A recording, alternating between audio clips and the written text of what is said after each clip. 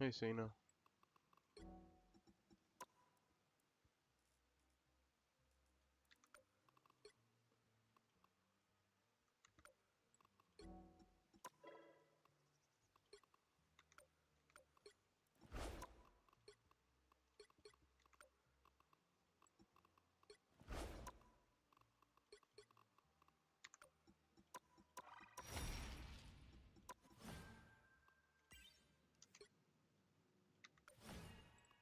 How come I don't get anything? I thought they said they're giving everyone 2,500. That sucks.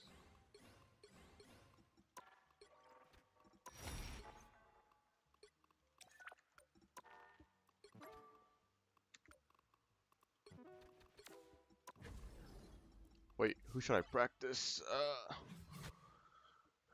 Hello, hello. Hey, Sabina. Sorry. I was gonna go to bed, but then I couldn't go to bed. I was tired.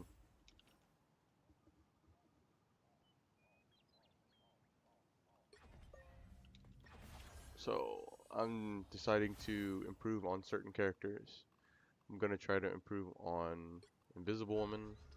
That shouldn't be too hard. Gambit. Gambit will be 50-50. We'll see.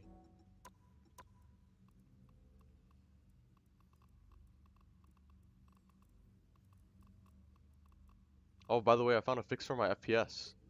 I'm streaming right now, and look at my frames if they show.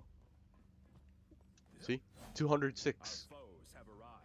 I watched a video just now on how to optimize OBS to where like you want good frame rate as well, not just like good quality. And hopefully the quality doesn't look bad on the stream. Let me know if it does. But yeah, now I'm getting over 200. And before I was getting like 140 to 160. My frames feel a lot more stable, even though I don't get 240 FPS, but it just feels smoother to play on.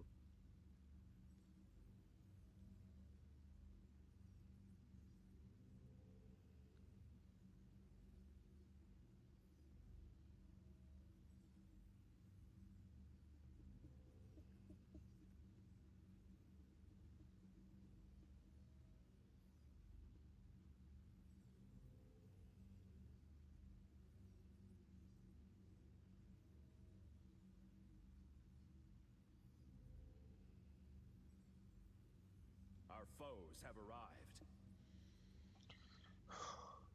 What did I fix? Oh, I went in here. Look, hold on.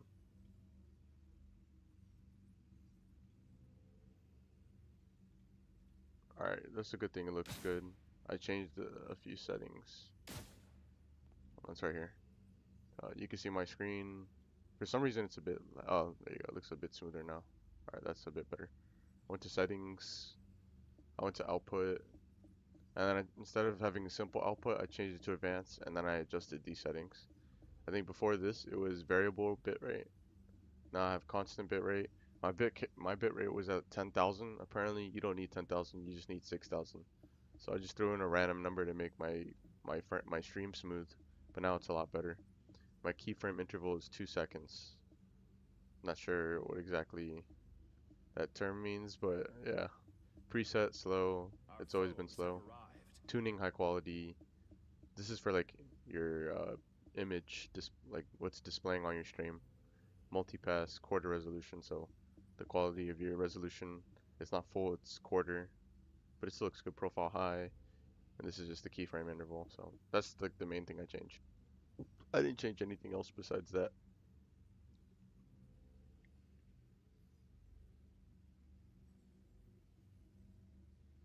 Yeah, I didn't have to change much, so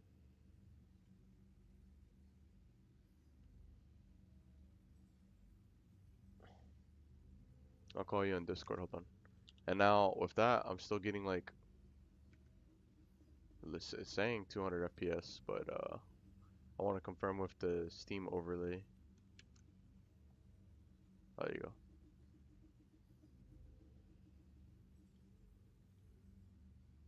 Our foes have arrived. Top left. There you go.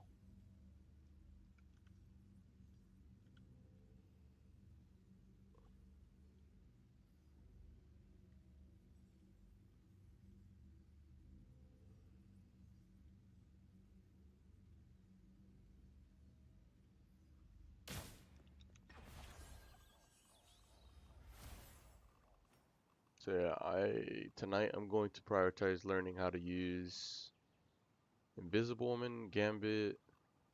I probably have to choose one though. I can't do them all. Angela, I want to improve on Groot. So let's see, 2, 4, and then I want to pick up. I'm already good on Hawkeye. I want to improve on hit scan. I already know how to play Hela, but I do want to improve on Phoenix. So 5, Daredevil 6, and Magic 7. I feel like out of all the roles, my weakest role is DPS because I barely pick it up. But when I pick it up, I perform well. So if I just learn how to play these meta characters, I should be fine. Because I don't play meta often. I play whatever I'm comfortable with. Like, Hawkeye's meta right now, but like when Phoenix or Hela gets banned, I should learn how to play Phoenix, even though this is a better alternative in my opinion. But he has no mobility, so if I get dived on, she's a better option. So that's why I want to get better with her. And then for dive, like Daredevil is apparently really good in like diving, so I want to pick him up. And then other than that, like if Daredevil were to get banned, I want to learn how to do her. She doesn't require that much though. And then her, she has the one-shot combo still for like a whole year. They haven't really touched her. She's in a good spot as usual. They did buff her ult though. I think the duration lasts longer and it does more damage output. So yeah, I probably am gonna try out Groot first, but yeah. Pretty sure the combo is Tell him I miss him. let's charge up, dash. Oh, I fucked it up. Reset. You brought ice to a sword fight. You charge up. Boom. Dash. I fucked up again. Bruh. Hold on. Just a little love tap.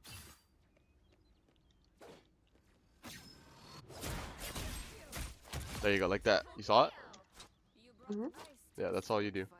So you projectile,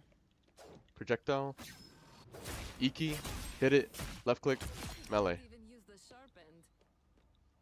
That's what, yeah, it's like a whole combo, yeah. You just gotta memorize it.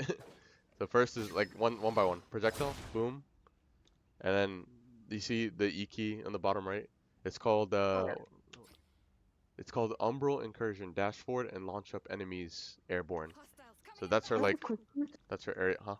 Like that, boom. When I what? You think you remove the white line somewhere else, or remove like the one that says "help me hit"? Oh yeah, the follow. Like when they Oh, what Yeah, is it because blocking? it's hard to see like when your ults are ready. You can't see it Yeah. at all. I've been wanting to, but I just get lazy, so I don't do it. But yeah, I'm Is gonna it a do lot that. of work? No, it's not a lot of work. I just did it right now. Hold on. Because I can never see when your ults are ready and like that. I'll probably put it at the Any of top right. I could put it like right here. Okay. You see it right where I'm moving it? I'll probably put it right there. But then my see? social stuff get blocked. I'll probably just put it on the top right. There's nothing. How does that look on the top right? How does it look? Did you do it? Did you Hostiles see? coming in fast. I think it looks better on the top right. Yeah, alright. For rivals, I'll put it on the top right, and whenever I'm playing Valorant or something, I'll put it on the bottom right. Unless there's nothing Yeah. on the top right for Valorant. If there's nothing on the top right for Valorant, it's just empty space, then I'll keep it top right. But yeah. Alright, I'll Usually leave it it's a kill feed on Valorant on top right, but I don't think it'll block that. there. Alright, what I'll show you, you see? Brought ice to a Hold on. sword fight. Full charge projectile, like this. Then after that, you see, a quarter HP gone. E key, like that, you see? It brings them up into the air. And when you bring them up into Yeah. the air, when you bring them up to the air, they can't like move. It's called stun lock. It's like a CC. That's what they call it, the short term. And then you left click, and then see how she's Mhm. really low. This is called the quick melee. That's the quick melee. Then you just Yeah. boom. You brought ice That's the to full a combo. sword fight. I see now. All in one motion. Oh, you just saw it. Use the sharp That's the end. entire motion. It's slow in the Yeah. It's very fast. You'll see it. It's really good. I don't know why Yukai doesn't play like this character, bro. You saw that, right? Like you see how fast that is too? It's so efficient. It's quick. Like, you get it in really fast. Right there, boom. Does he not like magic? All in one. Does he not like my? Oh my god, that's 1.30. 1. I play 1.6. Let's see. Does he not like magic? I don't think so. Oh my god, what the fuck? I might play on low suns. Damn. I don't think he likes characters like this. You brought ice to a In his eyes, I think he doesn't think it's rewarding. Like, I guess they seem like very basic in his eyes, and they're like not rewarding. But in my opinion, like I don't think that really matters. I think you should play characters that are optimal for you to win. And this character's been, she's been in a really good state for like an entire year, bro, since the game's released. So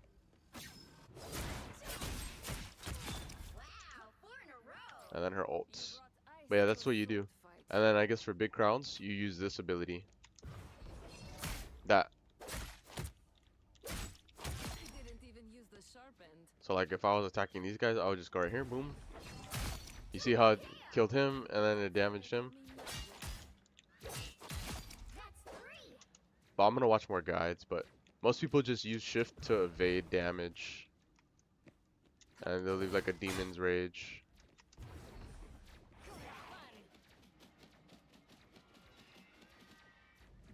I remember she was one of the first characters you picked up when this game was released.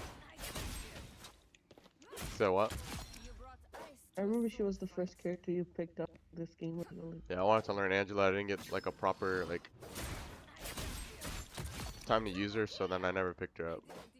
But she's really Angela? good. Not Angela, my bad, Magic. She plays like Angela, that's why I said that. Lol. ice to a sword fight. Okay, so we And just- that's her ability. See? See, behold Dark Chan! Look, see? All it took was 2 abilities. Boom, boom. You see how busted that is? You see how far her dash is too? Yeah. It's broken. Like just imagine being all the way this far and then boom, going in like that. Is that her ult? You see? Her sword has more range. If there's people like this, you collateral them. Like they hit collateral, you see? Consider dive too. Huh? Consider dive as well. Yeah. She's considered dive. You see how big the shift is? Look, when I do like the little circles thing, see? Look how much range is covered. It's insane, dude. It's busted. Like what the fuck, bro? Magic's broken, bro.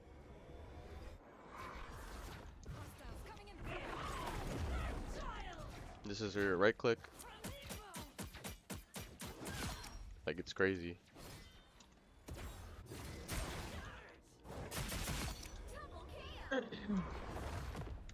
Limbo unleashed. That's 3. You brought ice to a sword fight. Oh, your kill feed is in the top right corner too for this. Oh. You said what? Your kill feed is in the top right corner. Yeah, I see it. Oh, you're right. Damn. Bruh. Oh, block it. Like every time you kill Brr. someone, I'm it sure. starts from the bottom, you know? Yeah. I don't know where to put it. I could just make it smaller if anything here. Yeah, I was gonna ask. How's that? Made it smaller. I don't see it. Fuck. It got smaller now. Yeah, how does it look though? I already know it's smaller.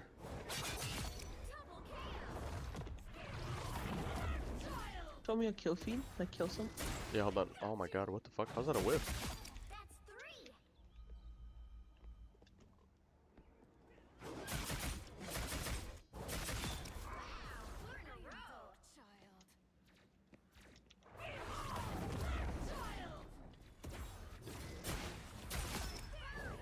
That was good. I think there's an offset. Hold on. Mhm. Not for that. I'm talking about the E key. How does that look though? Looks fine. Okay. Right here. No, it has to be directly on her. Dang. Enemy ahead of us. That sucks. Ice to a sword fight. Double KO. I didn't even use the sharp end. I was on 1.3. Why did 1.3 feel smoother? What the fuck? That's crazy. I mean, it's slower, obviously. You brought ice to a sword fight.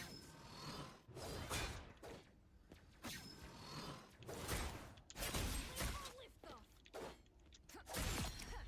One more for Should I try the Sens out? I don't know. This feels good. double KO. Slower, but it feels good. Ice to a sword fight. That's 3. I didn't even use the I'll see sharp how it end. plays in quick play. How does that? How did the kill feed look though? Right there. Looks fine. It's good. All right. I am I'll let you going know in the in the game. All right. as well how.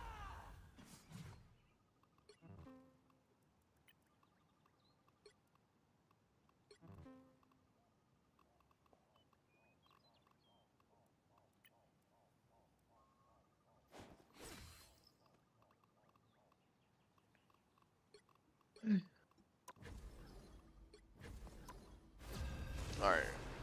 Quick play it is, bro.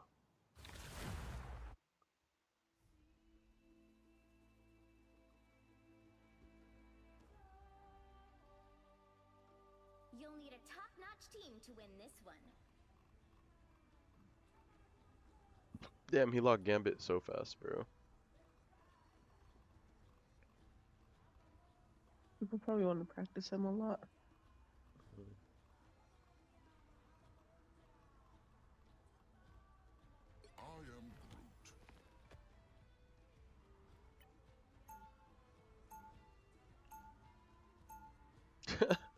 These people are golds, bro. Hell no.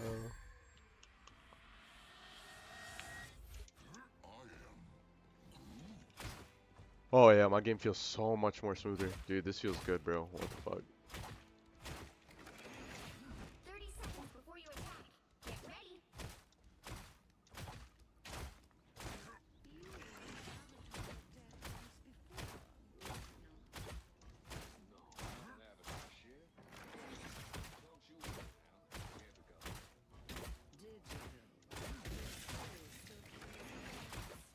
My problem with low sends in this game is that like The battle starts in 5. there's so many fast characters that if you have low sends, it's hard to like keep up with them. That's the only reason why I do like Stop them from securing the 1.6 mission area. or 1.56. But let's see. I'm gonna do one half without it, or one game without it. Actually, I play 1.6 often. I'll do 1.3. Yeah, that is.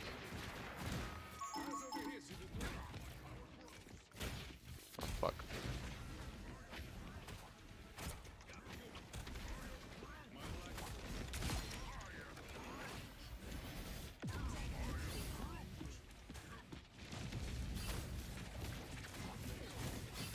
Yeah, I don't know. Just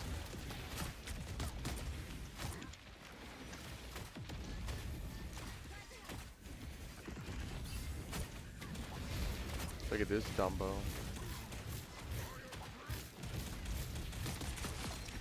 Oh my god.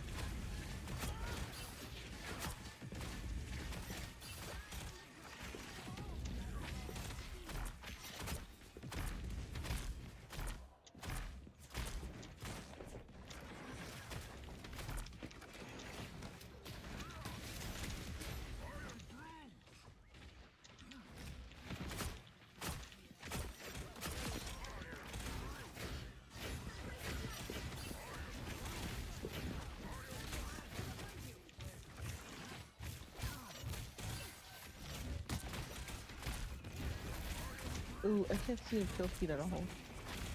You can't see it? Damn. Hold on.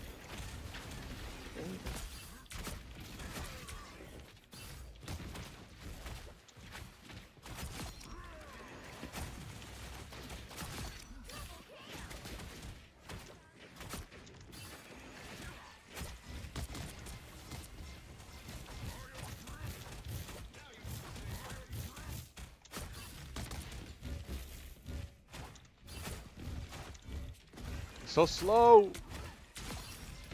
Oh my god, the wall did like most of the work for me. Dude, this sun's too slow, man. Fuck. I can't play on it.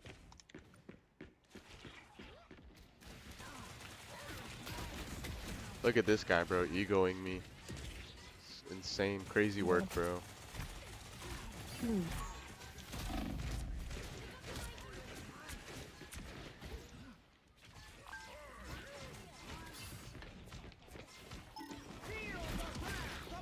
Fuck. Whipped.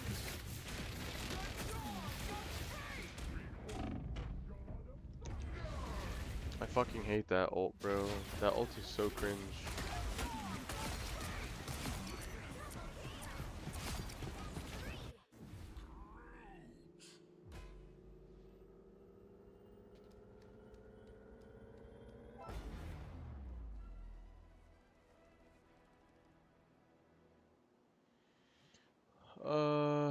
I just put it like a little boat. I don't know. I'll put it like right here. Fuck it. Yeah, it looks up. No. Where? Like right above your alt. Above what? Where you're all, like you can see your E key and alts and stuff. Oh, okay.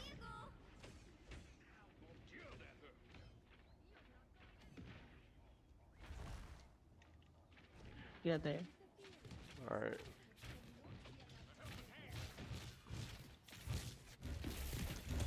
Cringe bird.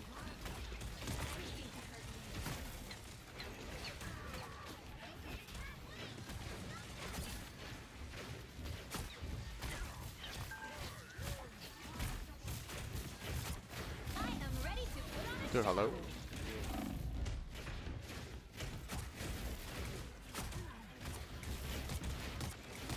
I need to wait for this ult to go down.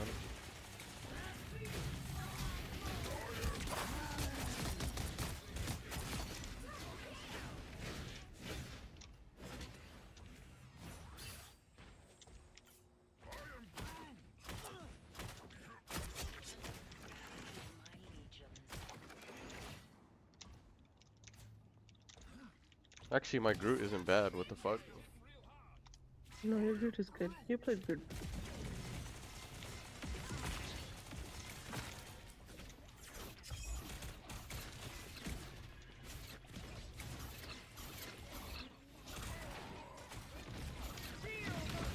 Oh god.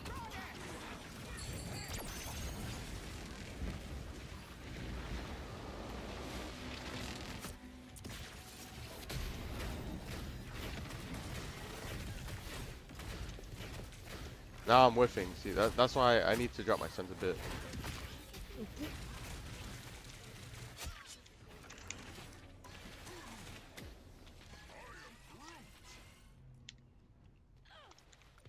Like, I'm missing the easiest shots, bro. What the fuck?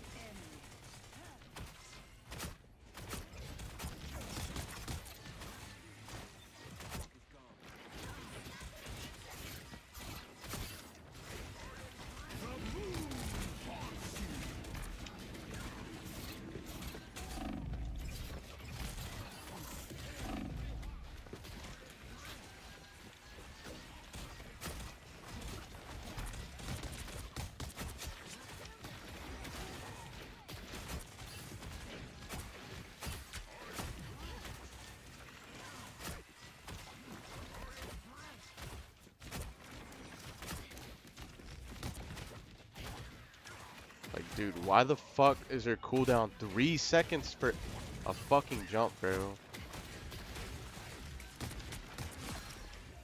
Jesus. Who thought that was a good idea, man? So annoying. No way she lives that.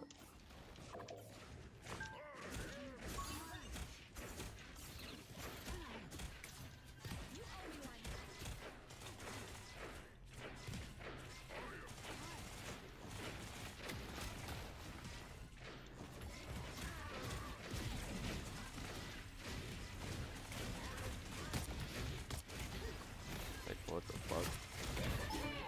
Alright, after this ult.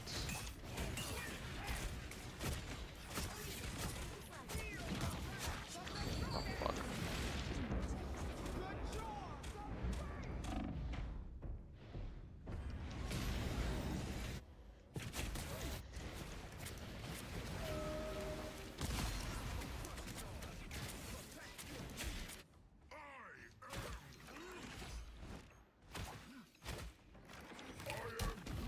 Wait, I pressed Q to waste. Okay, Down to 30 seconds. it's okay.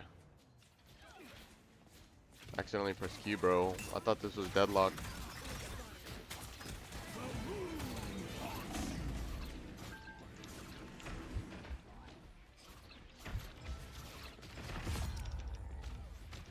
The final 10 seconds.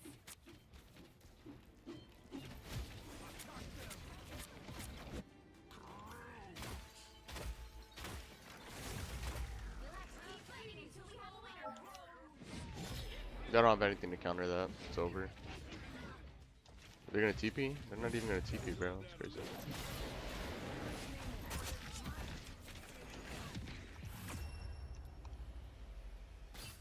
Another epic victory. Big win.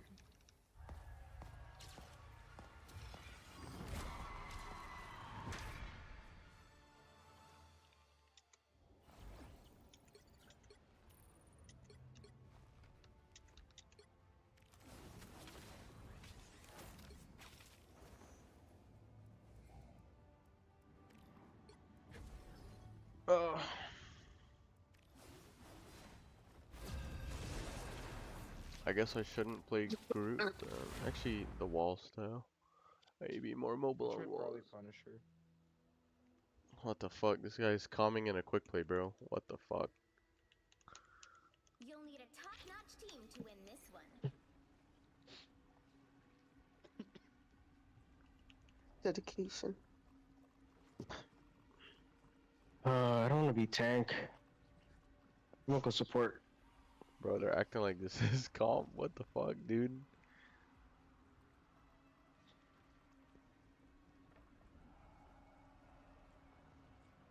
Actually, I gotta work on fucking Hulk. No, yeah, Hulk. We need to support so.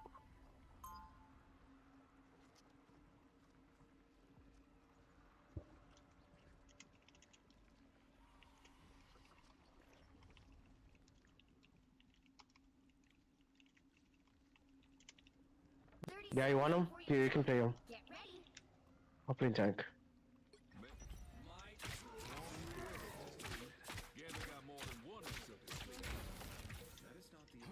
What the fuck? I've never played on this Actually, I'm map. still working on Thor. Perfect. I already have him at Centurion. How does this guy work again? I forget. The battle starts in 5, 4, Oh, it's gonna be annoying. I'm probably gonna throw, bro. 1. Ready to capture E to heal after do damage boost. Alright. some goodies? Let's go.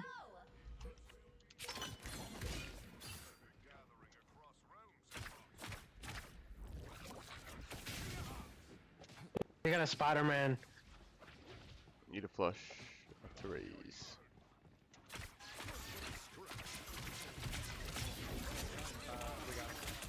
There's the fact that they're not even healing their own tank. I think we're good.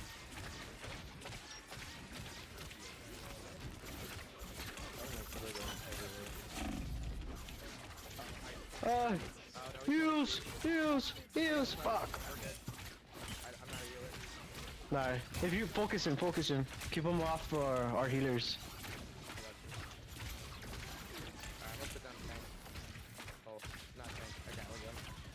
Oh, by the way, if you're fighting a thing, switch to your shotgun. It does more damage. E bridge boost. What the fuck? Bro, this pun is crazy. Fuck, fuck. Got competition. Clear the enemies to extract more resources.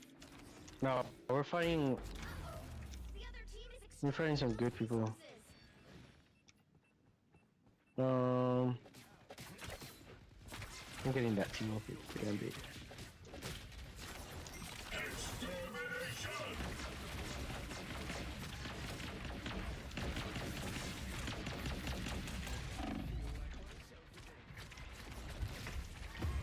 Bro, please. This guy's playing him like he's a fucking, like, DPS. Great job.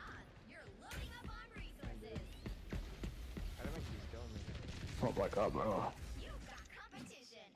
Clear the enemies to extract more resources. Why the fuck are you playing Adam like he's DPS? Hello?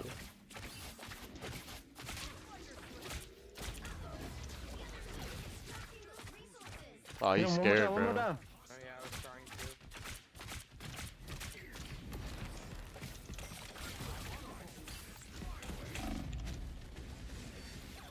I got Spider-Man. Resources are running low. Get ready to find another available area. Heads up. The other team is ready to rumble. Where are the heals? Where are the healers? Nobody's near you, buddy. Fuck. We're in zone. But... Alright, got that guy.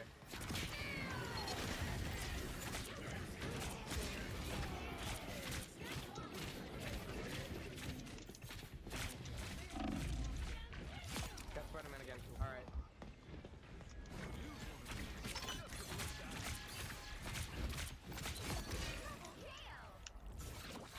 In the last of this, I'm gonna go take care of fucking Moon Knight.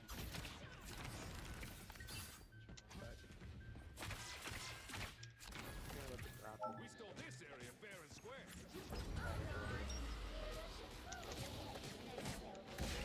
I can't see you. You're loading up resources. You gotta hold it. Oh, I have to hold left shift? Is Okay. ready to rumble, baby. Yeah.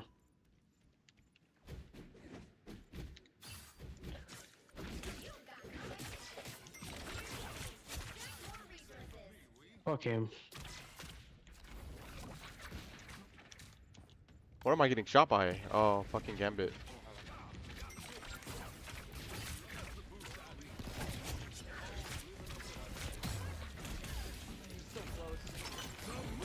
Fuck.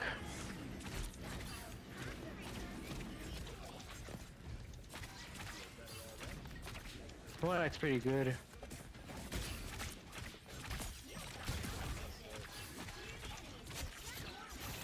So F is also an anti-heal. Don't mess with the amazing Spider-Man. E keys for burst healing.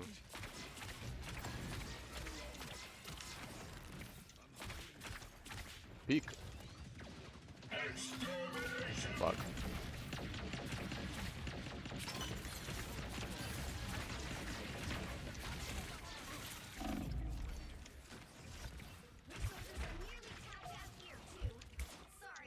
Oh, it's also a passive heal. What?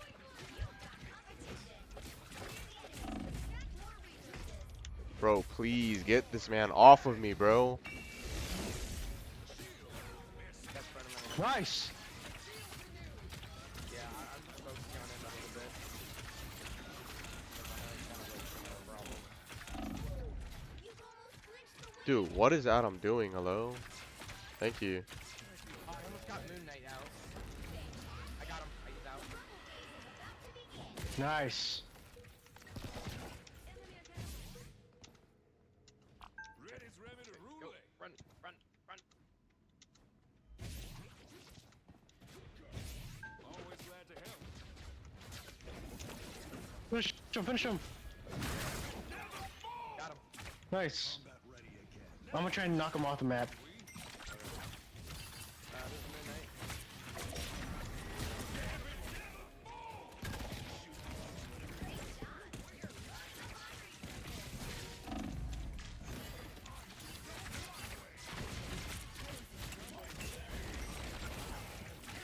Here, boy. Spider-Man's dead. Nice. Hit my triple.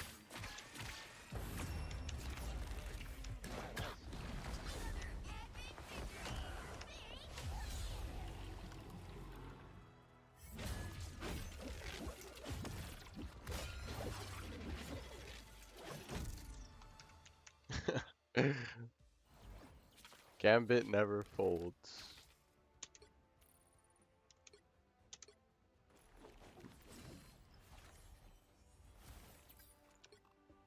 $10K heal, bro. How the fuck do I have 10K on this character, bro?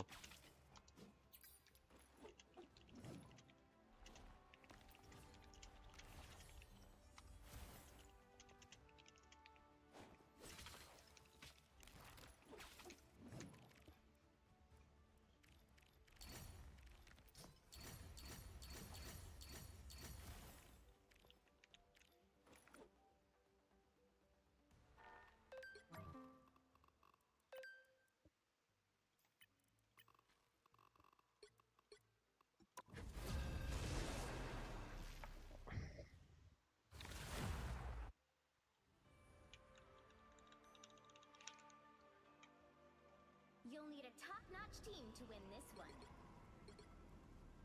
Make way for the king of Oh! teams. Wow. I just hovered over him too. Eat nuts and I'm here. Alright, I didn't need to learn group, bro. I already know how to play this dude. Fuck.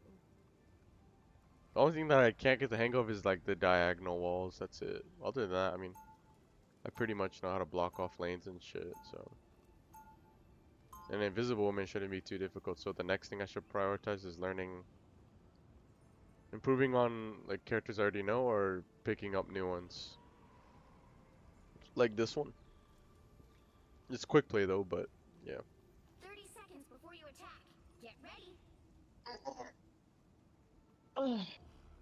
I'll probably pick up well, Daredevil down the line, but right now, Magic maybe. Apparently Magic gets bans in high elo though, here and there. I have mutant powers and a little, you know. Doesn't she have a good team up right now too? The battle starts in 5, 4, 3, Yeah, she has a good team up. 2. It's so strange. You have to stop them from securing the mission area. Sorry, I forgot what I was doing. What the fuck? This mother.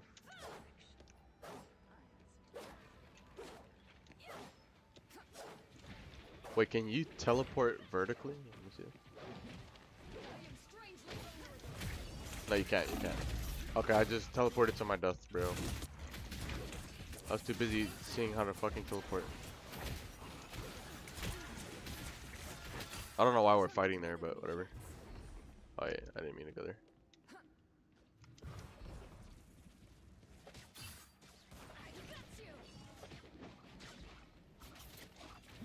Oh, we might lose this point already. What the fuck? Yeah, we're losing this shit.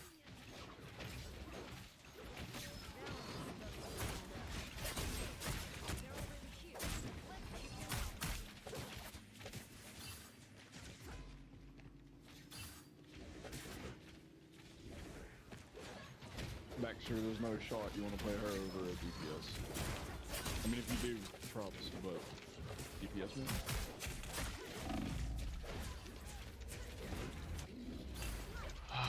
Fuck.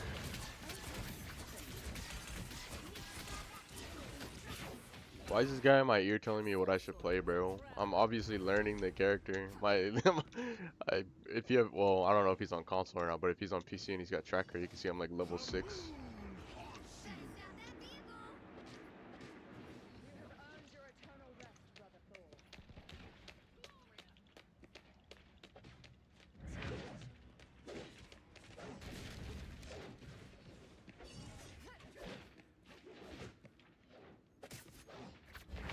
What the fuck?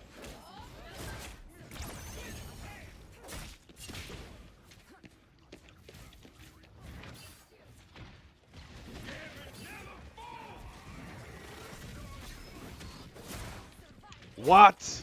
Bro, hello? Oh my god.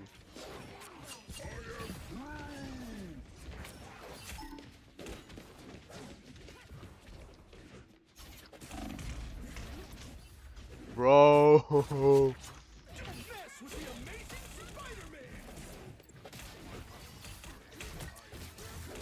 What sense am I on her? 1.3? What was I on Gambit? 1.38. Alright. I'm just gonna make the universal 1.38. I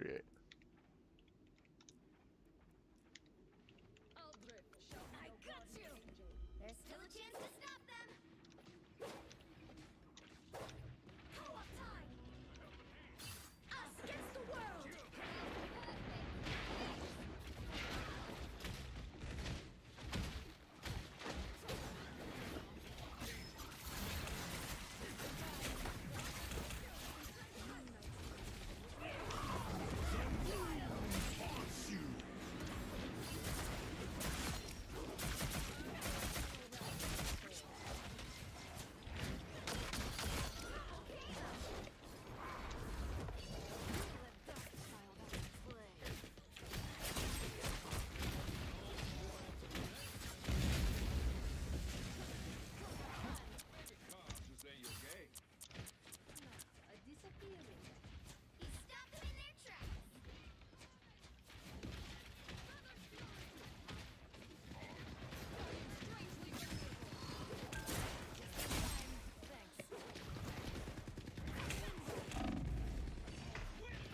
Help, help, help, help, help.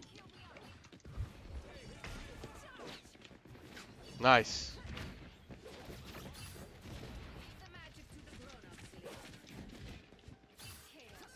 Wait, what the fuck? Bro.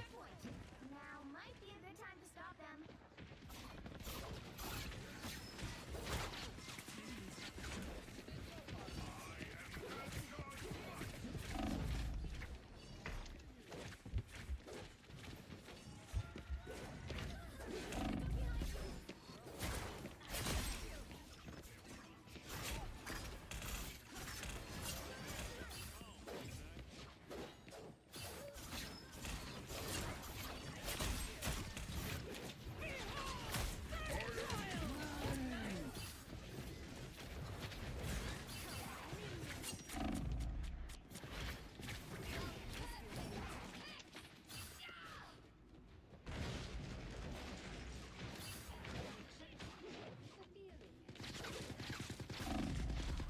Okay, that was such a stupid idea. That guy's tracking is really good. I mean, granted, I was like literally walking towards him, but Back from limbo. Judge, jury, Don't let them go another inch. executioner!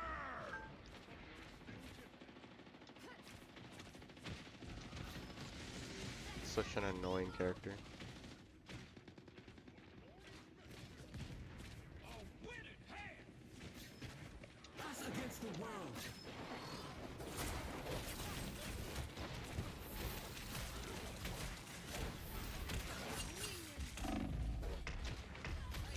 Brother. You gotta be fucking kidding me, bro. I'm right in front of you. Oh, why are we doing zigzags on C&D? Hello? Have soul sword. We'll travel. The moon haunts you!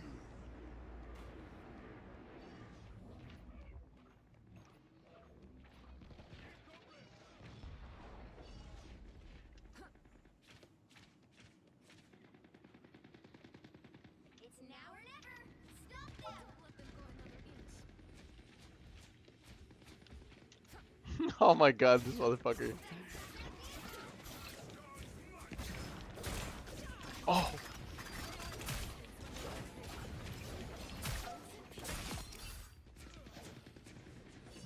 Did I break your spirit? Weakling! Waste my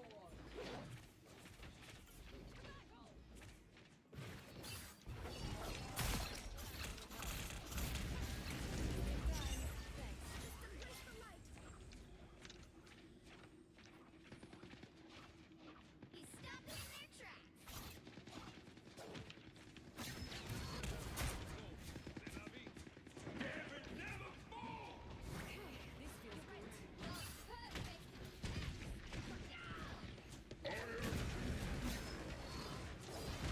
What the fuck?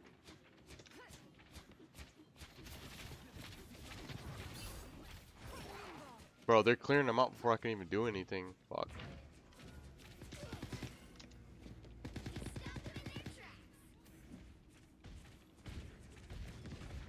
Conscious world has been busy.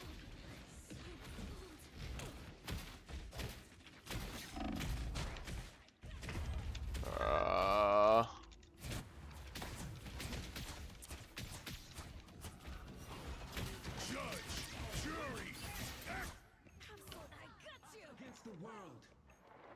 I've had hope for so long, but I don't want to use it yet. But right now I think is a good time. If we're on a choke, yeah, probably a good time to use it right now. Wait for the C&D ult to go down. Weakling!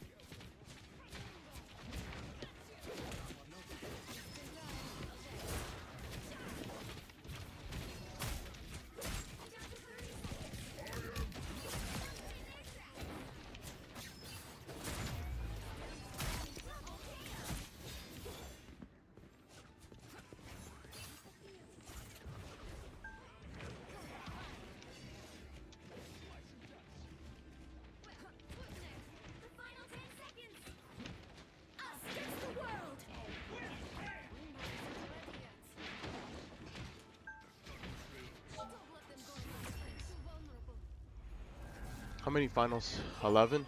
That's still good.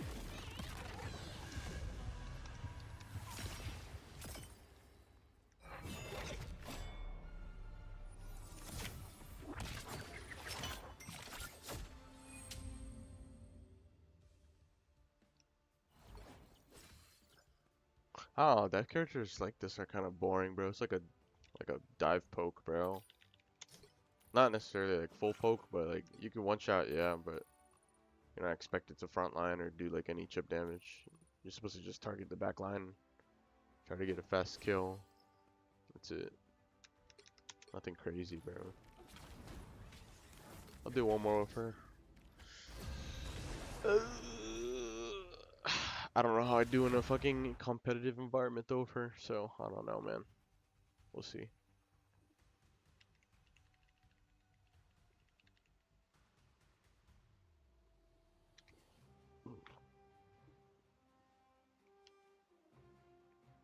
You'll need a top-notch team to win this one.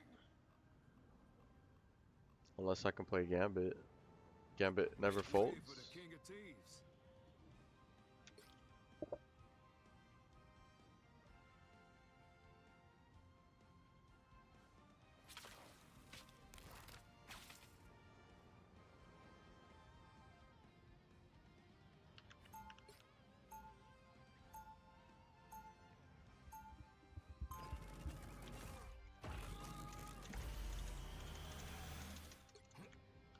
Time to see if your boy can steal us a win. Hello.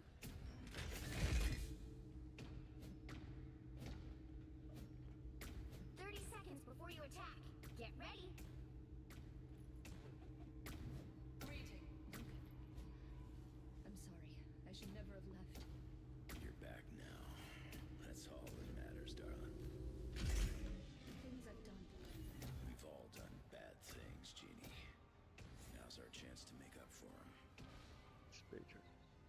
The battle starts in 5, 4, 3. Breaking Spades is anti-heal, I think.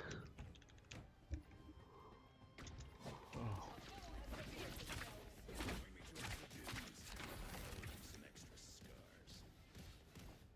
One DP or one tank, by the way.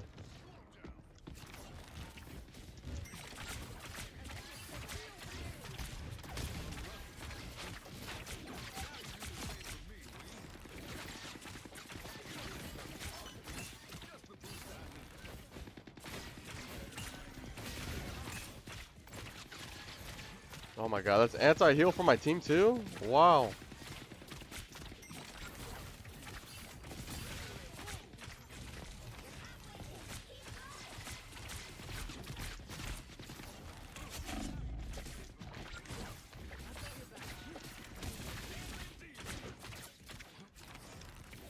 Alright, and the Iki is like a AoE kind of. By F and then E. What the fuck? Didn't mean to do that.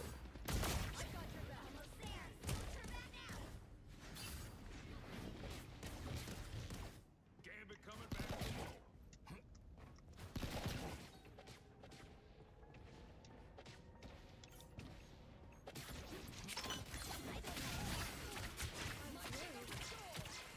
Gambit got your back.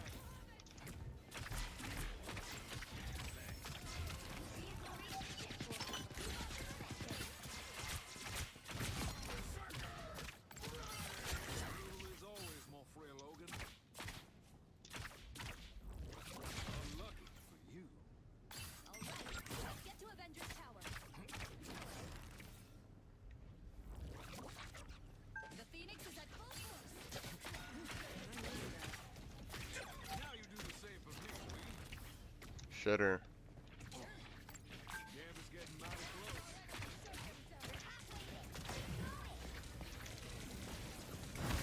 Never fall!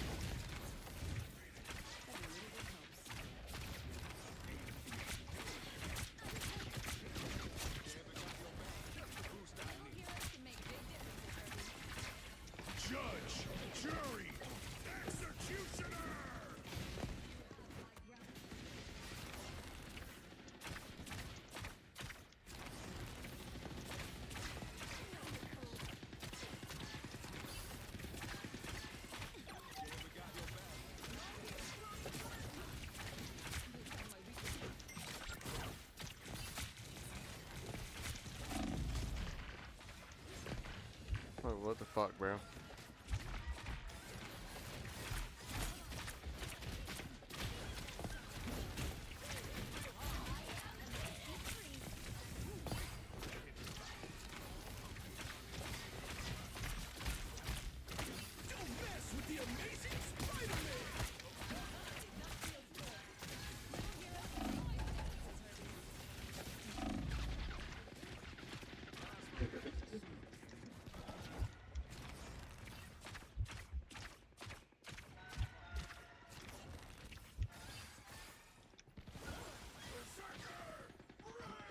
Well, I don't know. We're using ults there, bro.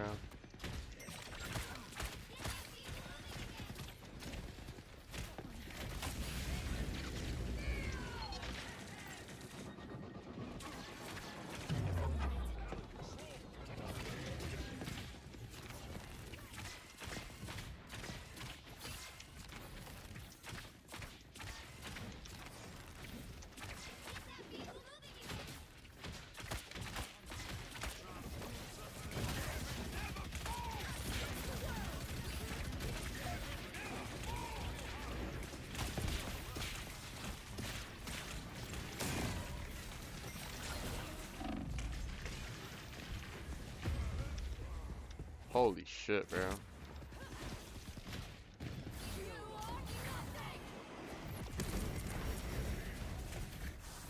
ready for Rogue to be a widow. Not yet.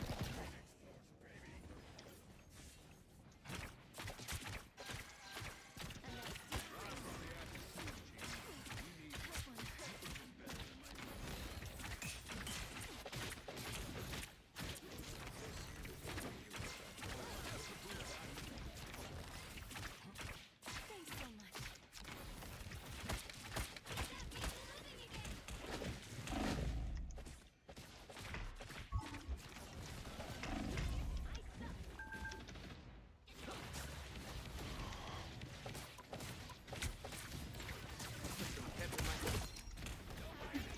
Ain't nobody stealing Gambit's chance to win. Don't mess with the amazing Spider-Man!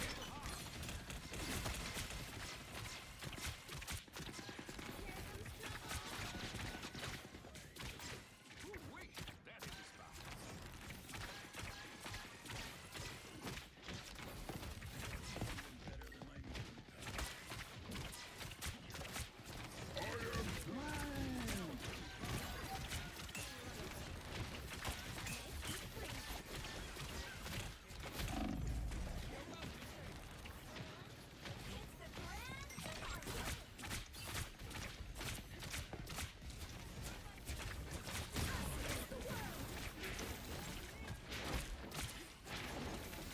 What the fuck, bro?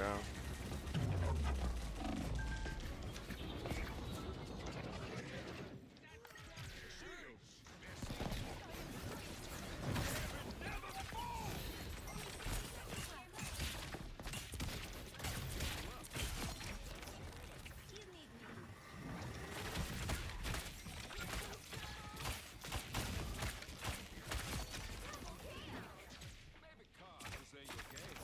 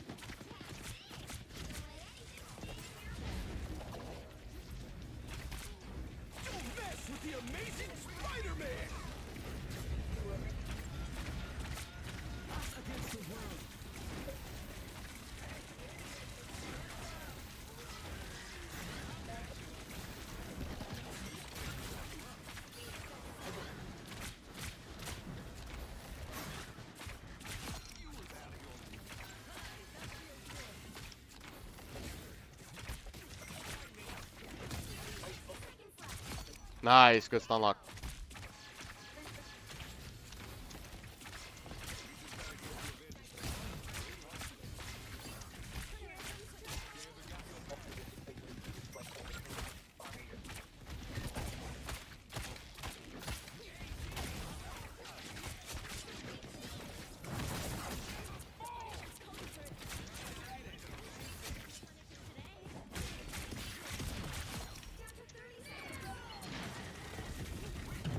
What?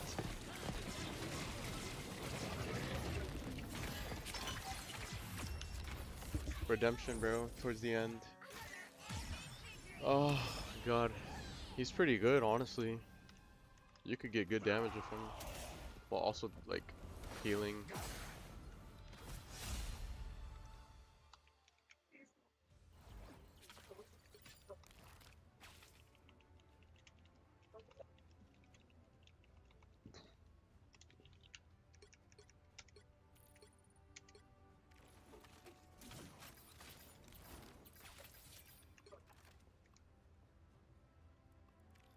There's no way in hell Cindy really came to our backline and thought she was gonna do something. Level 93, doing some shit like that, bro. Oh man, these people are so brain dead. Let me watch a guide real quick. Let's see if True Vanguard's got one up.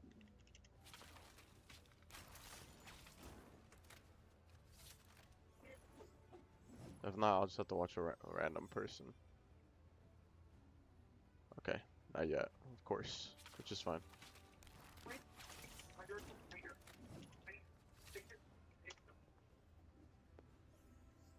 Gambit guide.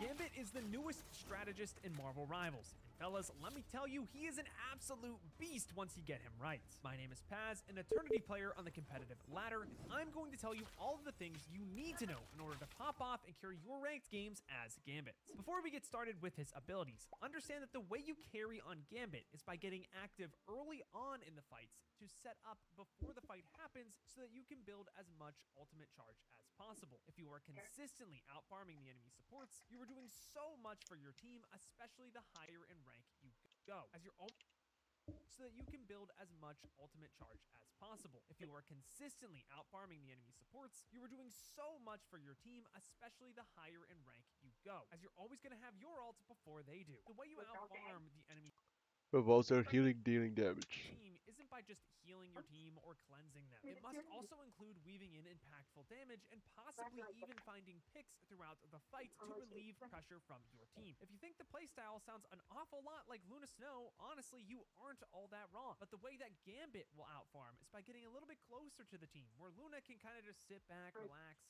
and just clap her way to victory. The different utility that Gambit provides is useful and separates him from the rest of the support roster. But at his core, he is still a strategist, so farming ult as fast as possible trumps all else. With this in mind, let's get into Gambit's kit. Starting with his primary fire, we have his kinetic cards that both heal allies. This is the one that I don't fully understand yet, so this is gonna be helpful. Oh wait, not the primary card, the cards itself. Enemies. The cards fire in sets of 3 that fan further out from each other the farther they travel through the air before they disintegrate after traveling 60 meters. You can fire 7 bursts before having to reload as well. Each card deals 20 damage or 28 healing depending on if an enemy or friendly is hit. So, full burst deals either 60 damage or 84 healing. With the team up anchor bonus that boosts healing by 5%, you heal for 88 per burst instead. And this 5% bonus actually does apply to everything else we talk about in the guide, but we're using just the base version just so that in the future, if his team up gets removed, you know, we're not going to just have like misinformation here. You cannot deal headshot damage to enemies though, so you are locked at 60 damage per burst unless you damage boost yourself with the damage deck, which we'll talk about later. You can fire a bit more than 2 bursts per second too, which allows you to keep up with your team's health bars rather consistently too. In terms of speed, the cards fly just as fast as the primary fires of Namor, Moon Knight, Storm at 150 meters per second. So if you're used to those characters, aiming really shouldn't be a problem here. And to be honest, because they fire in these like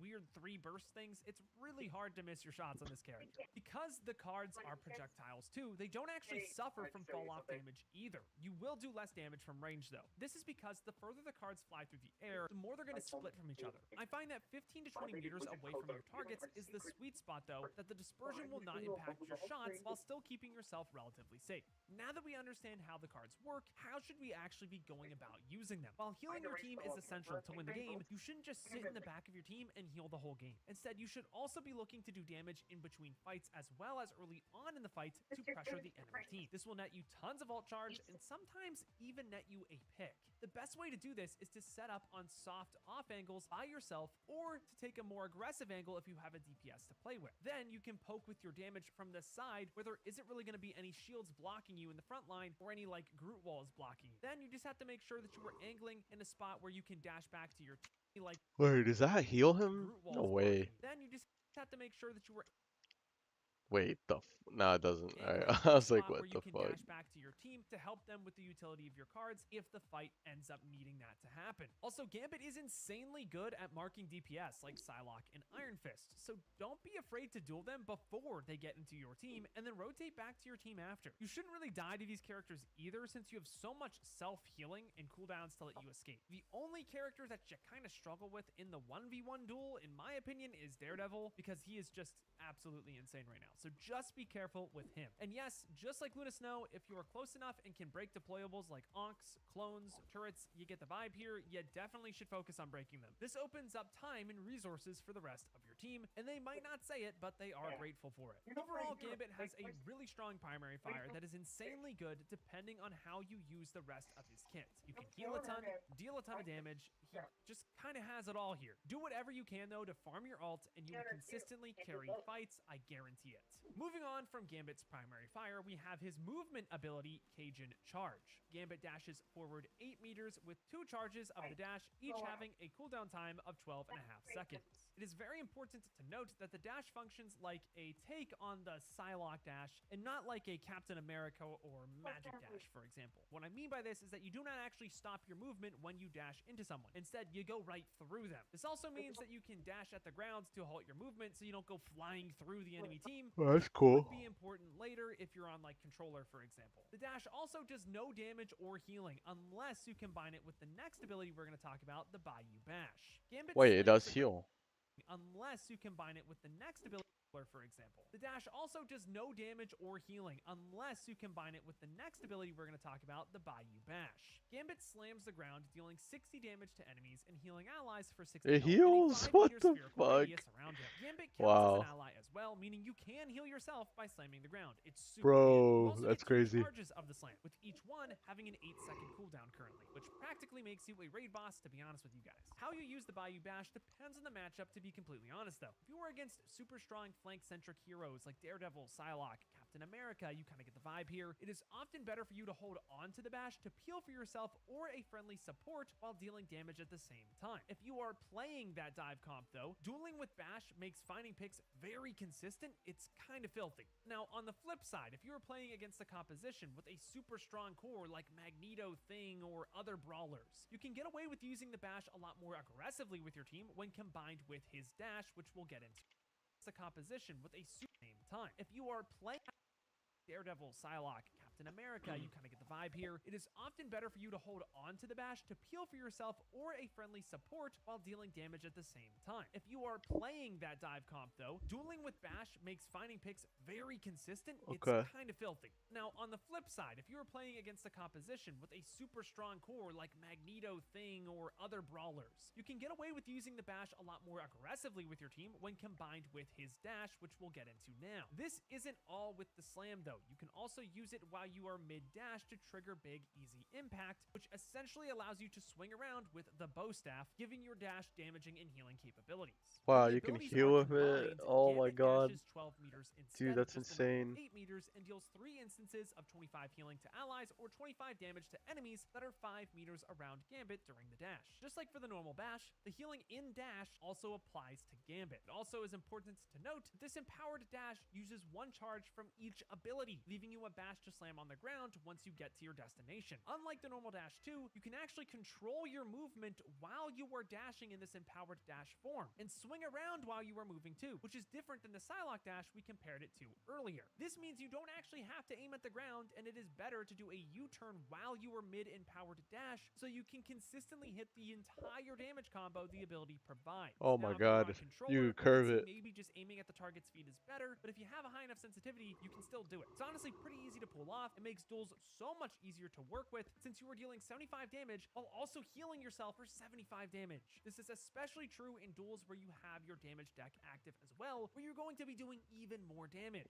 The dash isn't just used for damage though. It can also be used to help your team sustained depending on the game. You can either heal your team on the way in or the way out, or just close the distance on an enemy to finish them off with a slam after. For example, you could set up in a fight to force out a duelist from the high ground and then healing dash back to your team when they need the healing, making up for all that lost time that you weren't healing your team during the duel. This allows you to not only possibly find a pick, but also alleviate pressure while keeping your team healthy. The same goes for the other way around. If your team is taking tempo back in the fight and looking to get aggressive, when someone gets low in the front line, you can just empower dash in through your team and slam the ground, finishing them off and taking the fight from there. You'll come to find that Gambit has a lot of different answers to every single situation in the game, and the skill comes from locating when you have a tool for the right job and using it at the right time. It's what makes him so fun, but also what makes him so dang difficult. Now, speaking of difficult, guys, buckle up, ladies and gentlemen. Yeah, this is the area. This is the pain in the ass. Because it is time to talk about all of Gambit's card abilities, starting with his Healing Hearts deck. To keep things very simple, we are going to refer to the initial abilities as decks and the unlocked abilities from those decks as cards, again, just to keep things very uniform, simple, easier to understand. First, let's start talking about how the resource meter below your crosshair works in general. Gambit gets 4 resources at a time that are shared between his Healing Hearts and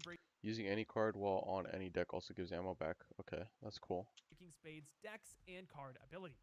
Each charge has an 8-second cooldown. A charge is consumed 8-second cooldown, okay. again every single time you pull out a deck, as well as every single time you use a card from that deck. Furthermore, each time you pull out a deck, you have 6 seconds before you return back to your normal state, or you use a card from that deck. Earlier, it'll cancel out that initial deck, buff. Jesus, Because of bro. this, the only way to leave a deck early is to use a card, which burns 2 resources in total. So anticipate what kind of card you are going to need for the situation before it happens to conserve resources. If you get caught with your pants down, not only do you have to use all of your resources, you also might be late to save your team if you need to cleanse them from a specific ultimate. When activating Healing So, yeah, there's a cleanse for E. Damn. Hearts or the Healing deck, Gambit regenerates 20 health per second for 6 seconds. This is all he gets from the healing deck, by the way. He does not get a healing boost to all of his outgoing healing, which is a huge misconception people have been running into. All he gets is self-regen. So sitting in this form isn't really that great unless you're getting dove by an enemy flanker and could use the extra regen. Even then, I think damage is just better in general, but we're gonna get there in a minute. While the healing deck is active,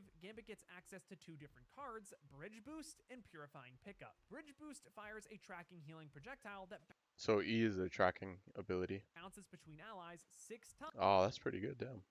times, healing for 50 HP per bounce. Now, the website thread on Gambit doesn't actually have any notes on how far the bounce, but within our testing, it seems like the allies can be a maximum of 15 meters away from each other before the bounce just can't hit them if they're even further So E's tracking heal. away from each other. Healing isn't all this ability can do, though. Every target hit with the card also gets 15% more boosted healing from all sources for 4 seconds. You see, this isn't in the fucking, like, the little information thing. That's annoying. You'd think that would be in there, but it's not. That's cool, 15% healing bonus. So typically, this ability is used either when a specific target is in need of a lot of burst healing, or when a player on the team is getting active in an ultimate. For example, if you have a Punisher or a Star-Lord on your team and they press their ultimate, since the entire lobby is very likely going to try to take them down, it is very helpful for you to just throw a healing card their way and keep them up as they are making their play. In other words, this is the enabler card. Finally, if the person you are trying to heal is out of your line of sight, you can bounce the card off of a floor to heal them around a corner, so long as they are close enough to the bounce on the ground. It's actually very handy. What the fuck? Damn, that's crazy. Card option you have from the healing deck is Pure Oh, the cleanse. So if they're like CC'd, you could just press F. Damn. Purifying Pickup. This card allows Gambit to throw out a cluster of 10 cards in front of him that fly until they impact a friendly, the Bro, that's disgusting. environment, or travel 15 meters where they will then explode, healing for 70 points of health per explosion. Now, this doesn't mean that you can heal your team for 700 health every time you throw the explosion. This is because for teammates, they can actually only take 2 of these explosions for 140 health, and Gambit can only take 1 explosion for 70 health. This isn't all though. Each explosion also purifies your teammates, which wipes Damn. away any crowd control or negative condition that ails them. This cleanses away Bucky ults, anti-heal, Strange ult, Groot ult, Angela pulls, Angela ultimates, Bro, who thought this was a good idea, bro? Genuinely. Wolverine grabs, everything that messes up your teammates in the game. It's also important to note that this cleansing effect is not exactly like Kiriko's Suzu from Overwatch. Instead of a status where the target is immortal for a second, it is a one-time instant purify the moment that it hits. Because of this, you cannot preemptively hit the purify on targets. So for characters like Strange, to counter his ult, anticipate that it is coming, hide while you pop your healing deck, and then emerge with your cleanse and healing dash through the team to keep them alive. I cannot stress enough how important it is that you are ready with the healing deck the moment you know that they have an ultimate that you can cleanse. Honestly, even tunnel visioning that ult cleanse, the higher you go, is okay because it is way more predictable that the enemy team is going to rip their ults correctly too. Canceling ults like this just wins you games. I'm going to be completely honest with you guys. Now that we know how both of the cards work, when should you use the abilities? First, the healing deck ability is honestly very lackluster. Most of the time, if I use the healing deck, I am anticipating that I'm going to need to use a card very soon. Then the cards are pretty situational. Bridge Boost, which is the bouncing card, is really nice if you're further away from your team. So far from team, and if someone needs like a burst amount of healing in an instant. And when your teammates are about half and they're about to get active as well. This way, you can get the full value out of the card and can utilize the healing boost that comes after to charge your ultimate even faster. Purifying Pickup is obviously very good for cleansing friendlies, but is also good for just, oh shit, I need to heal my entire team on nearby targets, since it's an instant 140 HP, which is comparable to an Atom So it's good for group heals if you're close by, and also cleansing any status. Snap. But the situation has to be when your team is literally in your face or they need cleansed. Moving on Yep. from the healing deck, we now have Gambit's damage deck, Breaking Spades. Upon pulling out this deck, Gambit gets a 15% personal damage buff Oh my god, that's crazy. That's broken.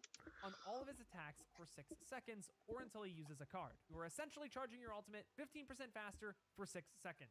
So yes, this just normal deck is a lot stronger in my opinion. Because of this, you should almost always be ripping your damage deck in between fights or very early on in fights to farm your ult while your team doesn't really need help or to be safe. After all, if you can find an elimination on the enemy, you are mitigating all of the damage that they would have done had they been left standing, making the fight a lot easier to play. Let's move into the cards, starting with Explosive Trick, where Gambit throws a single explosive card projectile in a straight line, dealing 70 damage to all enemies hit in a 5-meter radius. That should be around like a its good impact. finishing blow pick, no? Or a card.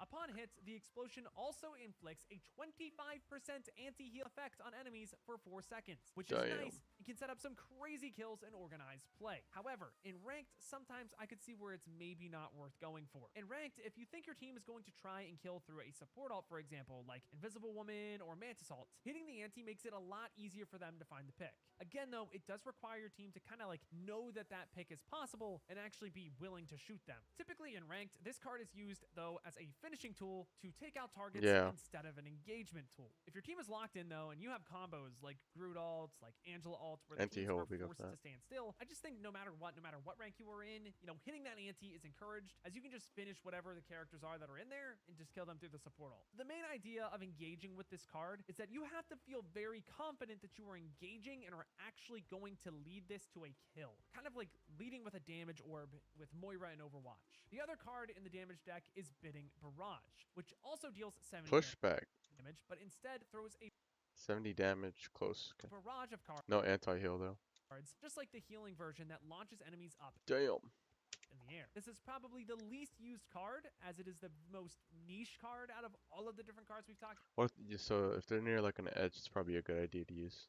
Push them back. about so far, but it does mess up specific characters very nicely. For example, whenever an Angela or Wolverine look It can disrupt the charge. to pull one of your teammates, you can just launch these cards at them to cancel their movement and pick them off afterwards. You can also use this card to cancel out Hulk jumps, to cancel out Venom swings. There's a lot of characters that do get messed up by this ability. The same goes for messing up maybe like Black Panther on his way in, which is really nice because, just CCing him makes it so that he can't really dash you anymore. Very situational, but, very Control strong crowd. and powerful here. There is a combo you can do with the damage deck where What the fuck? you start by pulling out your damage deck for that extra 15% damage boost. Damage deck, shoot, dash, shoot, anti. Shoot once, empowered dash at your target, shoot again, and then anti-card them, or you could also knockback card them, but the anti is a little bit more consistent if they got healed, throughout your combo. This will take out pretty much any squishy target in the game. It only costs you 2 cards for a pick, so I definitely think this is worth learning and getting used to. Overall, if you just have Hey, Is that guy supposed to be in the corner talking? who? In the circle? Yeah, why? Oh, okay. Bruh. the basic understanding of what each of these It's a cards is YouTube used for, video. you're probably going to get a lot more use I out of thought you your put it entire there by Gambit accident. in the game. We have finally made it though to arguably one of the strongest ultimates in the game, and in my opinion, if not the strongest ultimate in the game, Raijin Royal Flush. Upon pressing the ult, Gambit gets a prompt to activate the ultimate, targeting any friendlies in a 40-meter long tonal spell field in front of him upon activation. Any allies in this spell field, including Gambit himself, will immediately be purified. So it's Be AoE. Okay. healed for 100 health, and gain access to an enhanced jump. Allies will also then move 50% faster, heal for 75 health per second, as well as charge their ultimates 30% faster standalone. So damaging enemies during this ultimate as a friendly player will actually charge your ult about 50% faster due to the damage boost, or close enough to it that we're going to talk about too. I just don't want to get too deep in the math weeds here. It's probably about 50% that you're charging this faster. Not to mention that these effects also last for 10 seconds, which is just as long as a Luna ultimate, which is absolutely insane. On top of this, friendlies will also gain access to all of their abilities, triggering a kinetic blast on enemies 2 times a second. The blast does 20% of the damage that they dealt to the target, which is absolutely insane. At the very end of the ultimate too, the cards around each character are going to explode, dealing 65 damage to any enemies that might be around them. To sum this section up, Gambit's ultimate pretty much just makes your team Thanos. There's nothing the enemy can do about it. So how should you use this ultimate? To be honest, there are 2 main ways to use the ultimate: to engage and the ultimate Uno reverse card ultimate, as I like to call it. Ideally, you charge your ultimate so fast on Gambit that you have it before the rest of your team. Then you can just rip the ultimate when you're on top of the enemy team, as it will be impossible for them to run away from you without matching it with a support ult of their own, and then they kind of just die. Typically, the team that Gambit ults second will lose too, as the first team already overwhelmed the enemy and found a pick first, winning the fight. The only issue is that you really want to make sure that when you pop this Gambit ult, your team is already ready to go, and you're just eliminating all that time that they need to walk from point A to point B, B being the enemy team. The This other guy's option gonna is to get use the nerfed, ultimate as bro. an Uno reverse ultimate. Typically in ranked, if you're against like a big Vanguard or Duelist ultimate, not when you're trying to match the Gambit ults. Oh, the enemies thought that they were going to be able to just, strange ult my entire team. Bro, you can Gambit ult activate from that shit behind through wall, walls? Since, it goes through walls too. That's And yeah, insane, look at that. bro. Enemies are pushing my crit tank in the front line with a DPS ult. Gambit ult. Bam. My turn now. I can just kill the entire enemy team. You could also just engage with the ultimate if you were up in the fight, and it is a very important fight to win. For example, if you know that the enemy is about to get their Luna ult online, but she just doesn't quite have it yet, you can use your Gambit ultimate to dive onto her before she gets it and win the fight right then and there. How should you play in the ultimate though? Do you have enough healing to just kind of go all in with damage, or does the ult not really heal enough? Honestly, it really depends on the situation. Ideally, you farm your Gambit ult faster than the rest of your team, like we said earlier, and then when you engage with the ult, you're just giving your friendly support all that time to heal your team and get their ult insanely fast. This also allows you to start farming your next ultimate Balanced character. with the other supports get you out of. When you use the ultimate in this way, your other support pretty much just has their ultimate then, and then you can just, focus on farming damage and getting your next ult right. Did he pretty use much his? just has Nah, their he ultimate didn't. He then, just and then healed. You can just, Damn. focus on farming damage and getting your next ult But that dash kinetic also heals too. right then and there. If you mess up and you are lagging behind your other support, you can always just wait to use your ult to be the second support ult in these really big team fights. But again, that's not really the ideal situation here. No matter what though, you should try to approach the fight with your ult from the back of your team to hit as many players as possible, and then look to walk in with your damage deck and find picks where you can. I'm telling you guys, the moment you press this ultimate, you need to get active and start killing the enemy team. Now that we understand how to play Gambit, what exactly counters this guy? Burst damage is Gambit's biggest weakness. Think characters like Helena Moore and Daredevil that can take Gambit out before he is able to sustain himself with his dashes and slam. Every other character gives him too much time to heal himself and win the duel. Honestly, if you ban Daredevil and you ban Hela, you're gonna cook in pretty much every single ranked game that you play. Now, I know this Which are counter section is common pretty short bans, compared to so literally every other guide we've had, but that's the problem with Gambit right now. Unless you pretty much one-shot him, he's gonna cook your entire team. The biggest counter to Gambit is either banning him or just the player being really bad at Gambit. As for what Gambit is good with, he kind of plays well with everything. The obligatory shout-out does have to go to Magneto, since he has an absolutely insanely strong team up with Gambit that boosts his damage with throwable swords. 2 swords and a mag cannon is enough to literally eliminate any 275 HP targets. It's kind of insane. Mag players, you're eating good this season. Well, actually, you've been eating good every single season because he hasn't stopped being meta since the game came out. So that's something cool to know. Instead of talking about characters though, Gambit functions the best when his team wants to get aggressive and brawl with big health bars from front to back and just, you know, pretty much just decimate the entire team right then and there. That being said, he also doesn't mind when his team wants to get active and dive the enemy backline altogether with characters like Captain Venom 2, since he's so mobile and self-sufficient. So, you know, running with like a Psylocke on an off angle with Gambit is extremely impressive and can carry games standalone. In terms of supports, and the VODs will look at this, but he can be played in both 2 support comps as well as 3 support comps. In 2 supports, he plays to heal the team a little bit more, but with 3 supports, he can fully utilize his damage and mobility to keep the team healthy while also posing a serious threat to the enemy backline. How to play Gambit from game to game comes down to what you have and what the enemies have and enabling your team while countering theirs. His flexibility is insane and why this character is so strong. Now that we understand Gambit and his kits, as well as where he is applicable, let's take a look at a couple of VODs to get an even better understanding of his kits. All right, ladies and gentlemen, we are going to be watching a very strong VOD today. A lot of different VODs. We actually might do more than 3 this time. Usually we only do 3, but we've got a lot to look at for just Gambit in general. So we're going to be looking at 2 different versions of Gambit. One version of Gambit is like the Scrim Gambit, where we're going to be seeing a triple tank, triple support composition that I've seen from Nemesis here. I don't know who Fortydog is. It's one of their supports, I'm assuming, on an alt account. And we're also going to look at then a ranked version of the Gambit after this with 2-2-2 going on and seeing how Gambit works in just like one of your normal games. But there's a big difference between triple support and just 2 support Gambit and how you play it. The triple support Gambit, before we'll actually watch here, the action starts almost immediately. The triple support Gambit really comes down to Gambit being able to throw a lot more of those anti-nade cards and being a lot more aggressive, whereas the duo support, we're going to see how he kind of plays out of that. The big thing is just realizing how you're going to be playing with this composition. So we're going to be playing very brawl-centric, but again, we don't really need a lot of healing. We have Loki, we have Jeff the Shark. The healing isn't really going to be an issue. Instead, we're going to be trying to set up picks with the rest of our team, almost like we're kind of playing like a Zenyatta, where like we're being a lot more aggressive and trying to get a lot more damage in. So we're going to see that right away. Immediately, already in the damage card form, right before this portal goes down, so that we can immediately start getting another cooldown on our card charges. We're going to take this very slow, because this character is very complicated. We immediately leave this TP, and again, we're just going to right-click and anti the team. I know I said in the guide that this isn't great, but again, we're looking at this composition as this triple tank, triple support composition. The tanks need all the damage they can get, all of the damage mitigation they can get to possibly find a pick and brawl out here, which is why we're trying to be aggressive with our antis here. So again, yeah, we're just going to play normal front-to-back gaming. I mean, again, like none of these health bars are really going down. We're just trying to keep our Jeff the Shark alive so that everyone can kind of just keep doing what they need to do.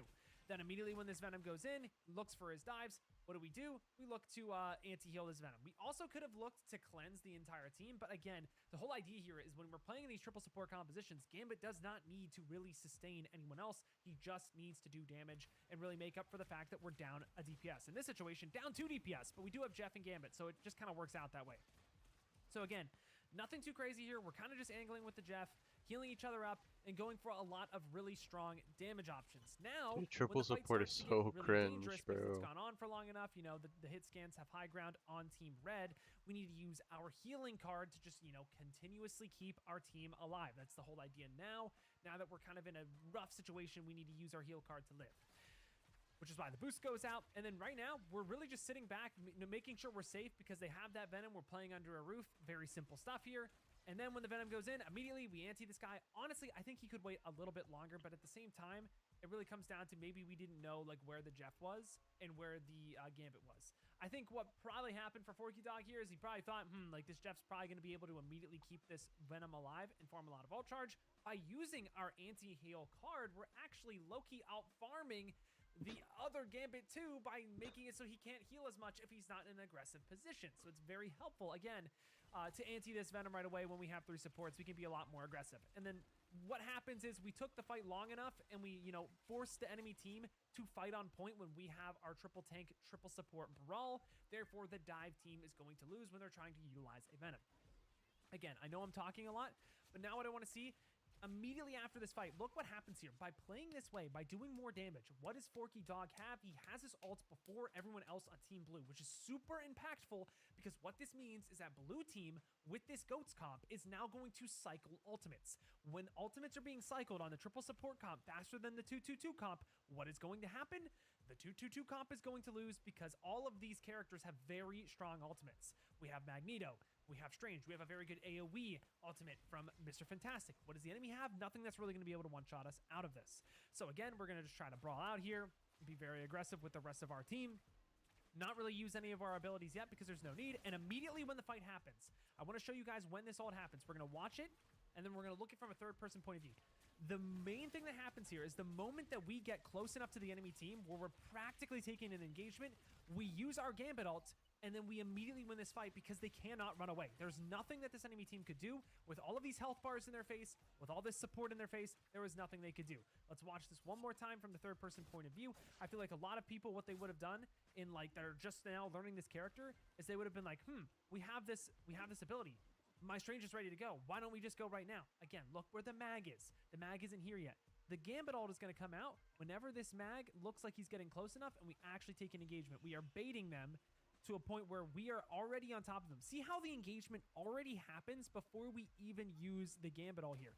The engagement's already happening. The distance has already been closed. And now that the distance is closed, this is when we use our Gambit ult, and now our Strange is already on them. They cannot run away. If we used it earlier here, we give them the option to possibly get out here, but when we're already on them, it is impossible for them to get away. And that's a very big thing that I really wanted to make sure we got out of this guide. We want to Movement make boost, sure damage that we're boost, healing actually on top boost. of the enemies. Wow. They cannot get away. They have to try to respond with something. And even if they do respond with something like a Phoenix ult, guys, there's nothing that they can do. There's too much healing. There's too much forward momentum. It's almost impossible to play. So the main idea out of this first VOD, this first triple support, triple tank VOD, is that when you play Gambit here, it is all about the ultimate economy and outcycling the enemies. We ante the enemy tanks so that we can shoot on Gambit and outfarm the enemy Gambit that needs the healing to outfarm you.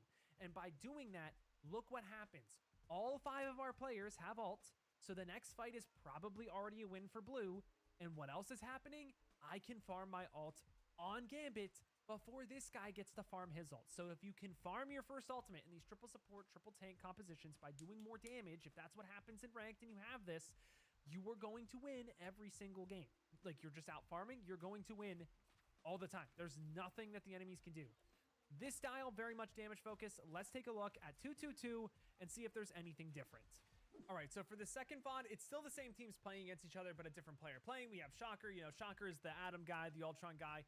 We're going to see a lot more aggressive of a style of the Gambit here. So, again, I just watched this VOD. It is completely different than what I had seen in the other game. We have 222, and instead of playing in this almost DPS style, we're still playing to off angle, almost like we're playing an invis to set up a Hela. Instead, now we're a Gambit trying to set up a Psylocke that's on an angle right here. So as you can see, we're just going to go for the damage right away, and we're just going to keep on poking. There's no time to be wasted here. We're not looking for heals right now because no one's going to be taking damage. We're playing in a dive. We're trying to get aggressive and, pressure the enemies out of places that we don't want them to come to. What will happen, though, is Red will push their entire team over this way, so it's very hard for them to get out. The Cap's going to be able to force both of them out. Honestly, he probably, if he overstays a little bit longer, he probably dies to Chenzo on the side because he doesn't know really where Chenzo is, so it's probably better for him to run away here. So he backs off. Maybe he could have stayed up. Not really entirely sure. And again, it's just going to go right back to poking, helping Crazy Man get more aggressive here. Immediately going to damage. I think he probably could have stayed on the damage ore for a little bit longer, but I think what's happening here is honestly just getting used to the character. Guys, 10 hours in, pros aren't going to be the best players in the world to the capability they can be. They are the best players right now currently, but they could be so much better after just a little bit more practice.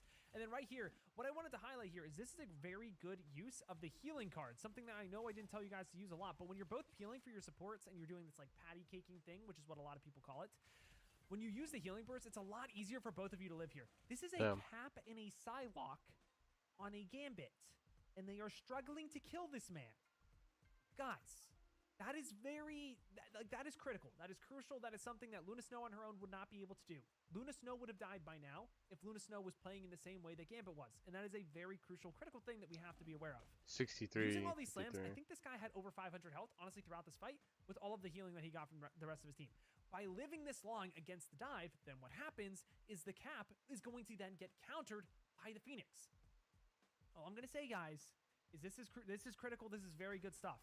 Again, we're using the healing card just to live in the dive matchup. We're using damage early on to try to get more aggressive. Now, he does die here, overextension. To be fair, why is the Phoenix there? She probably dies for that. I can't even really be all that upset about it, but Phoenix does have that much mobility. We're honestly going to watch the rest of this point because they do end up actually winning it. So by dying there is one issue. If you die too early in this dive versus dive thing, then what happens is the enemy Gambit, you know, he has all. It's going to be a lot harder to win this. But as we can see here, we can actually live very easily if we can just keep our Luna alive. And then what happens now is once this Luna ult goes down, I'm very certain that we're going to win this fight with a Gambit ult because we get to use our ult second, and Luna Snow is going to be able to charge another ult. So I want to show this here.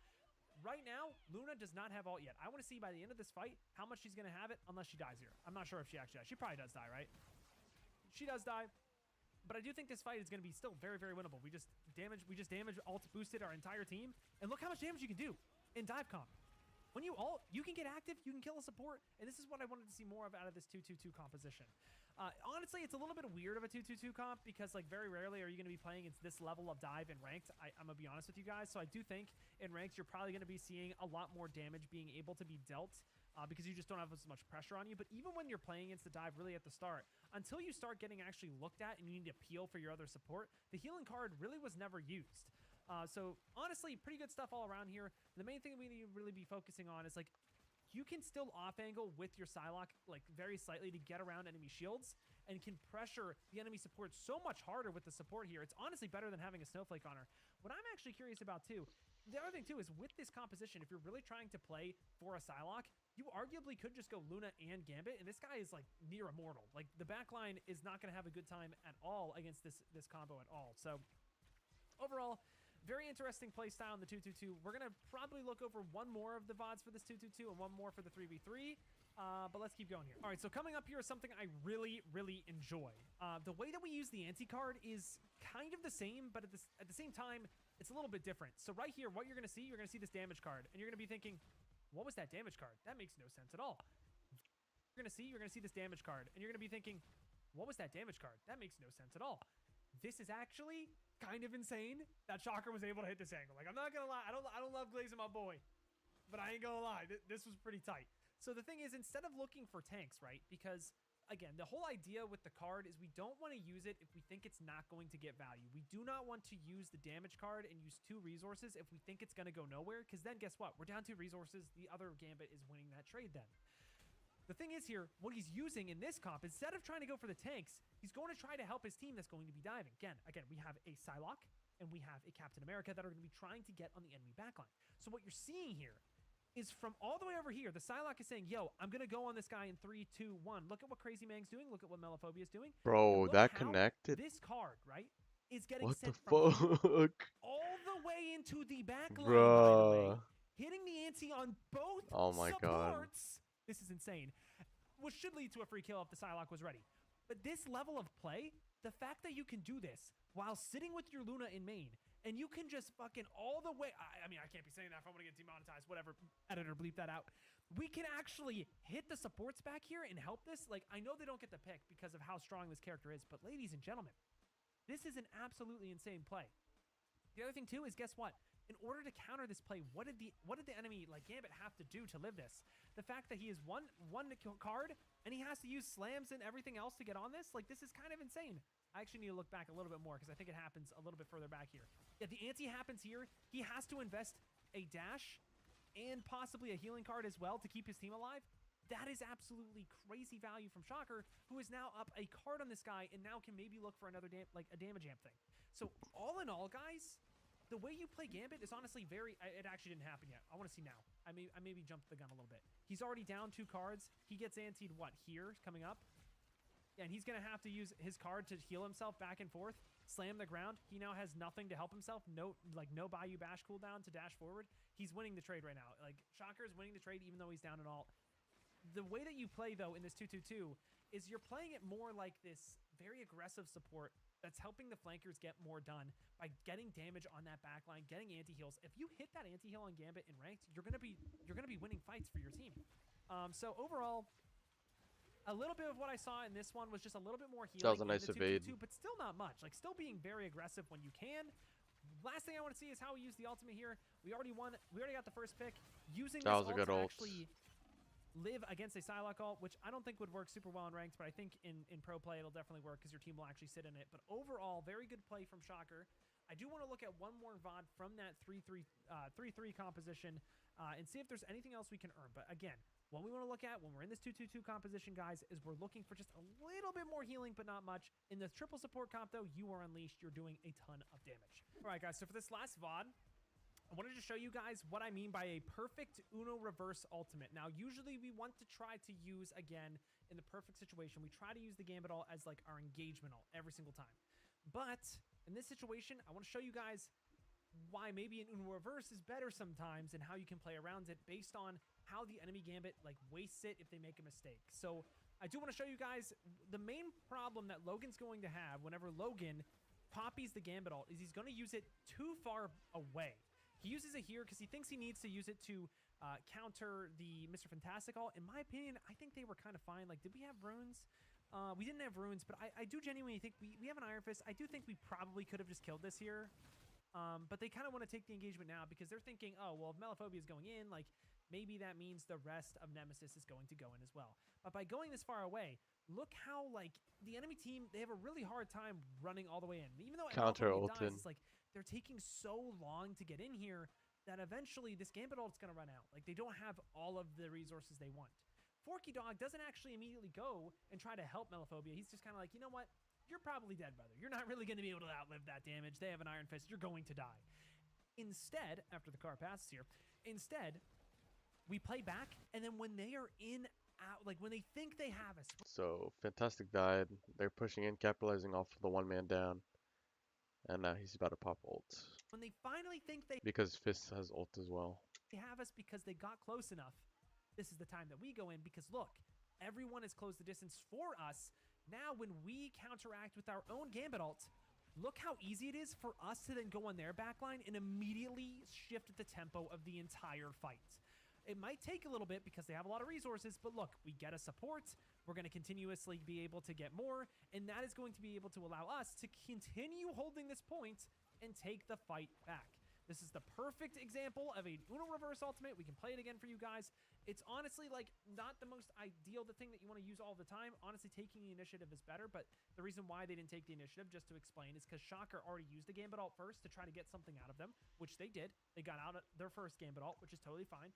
But then after this is why I'm telling you guys, you really want, I understand you have speed boost, but you want to try to get on top of the enemies before you use the ultimate on Gambit. That is the main idea here, because if they have a Gambit ult, they're going to get a better one in the form of this, better positioning. And look, the supports literally just start diving supports in the backline. It's absolutely insane. Obviously, Forky Dog still could have played this fight even better, but this is the main idea that the pros are doing. To win fights, they really should not be winning, guys. Like, they should not have had this much time to get another Gambit ult and then win the fight thereafter. Everything we looked at today, though, guys, I'm going to be honest. I think Gambit might be, like, my most favorite. Like, this might be my favorite character in the entire game. This character is so fun to watch, so fun to play. So much playmaking potential that just isn't available on other supports right now. So, all of this, I mean, make sure you look at Shocker. Make sure you guys root on for Nemesis. They're a great team. I've been looking at VODs of them for so long. And let's close out the rest of this video. And that closes out today's guide for Gambit in Marvel Rivals. If you have any questions, make sure to send them in the comments. That's a good guide through. I like that.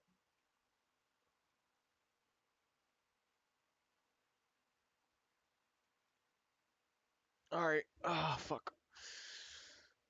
Oh, guess I'm gonna pick him up as my second heal, or first, whichever. Let me do like 1 or 2 more games and then get off at 37. That was fun though.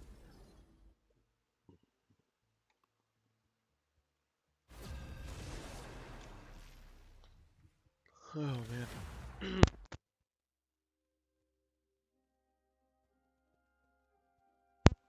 bro fell asleep to the guide through. Alright. Oh my god, these people. Top-notch team to win this one. Make way for the king of teams.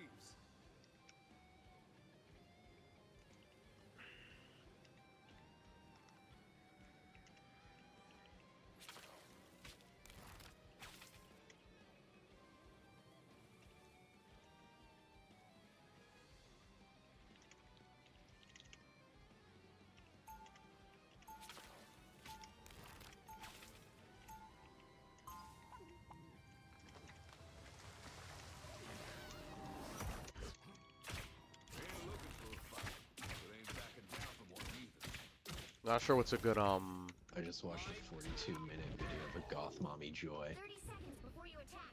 Get ready. That's a mighty big sword for such a young lady. The soul sword is my divine right to wield as the queen of limbo. Well, if you happen to have another to spare, your majesty.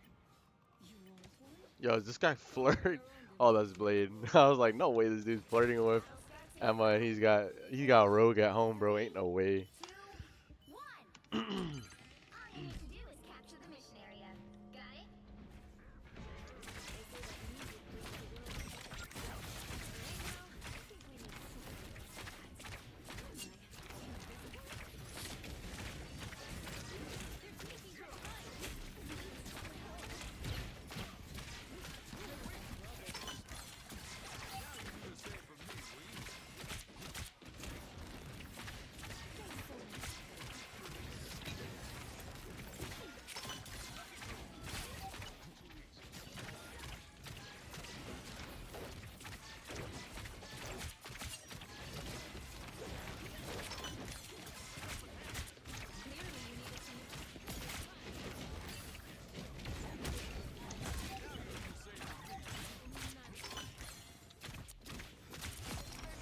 This ain't your game. Need to charge up more, share.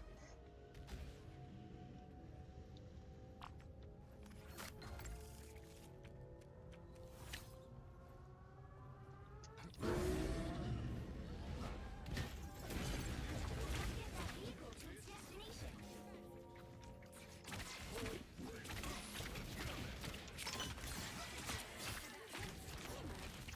Oh, it's tough.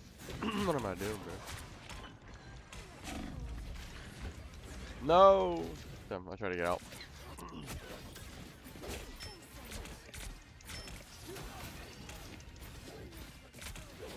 Can't keep this Cajun down for long. I was in trouble.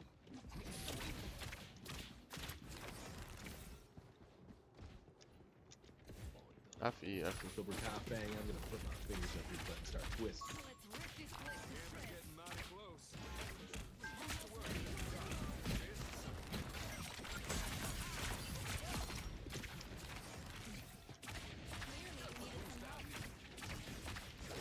Don't mess with the amazing Spider-Man!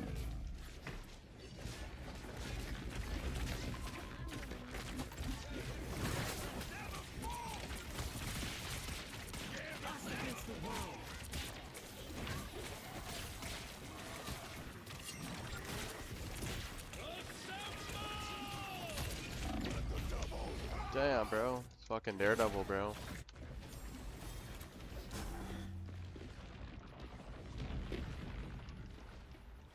Ain't nobody stealing Gambit's chance to win.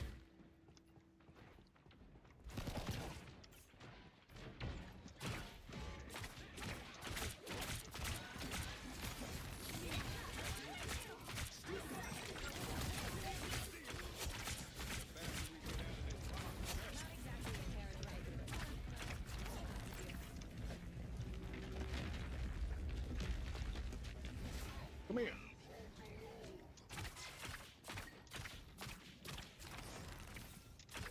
You got off Daredevil. Nice.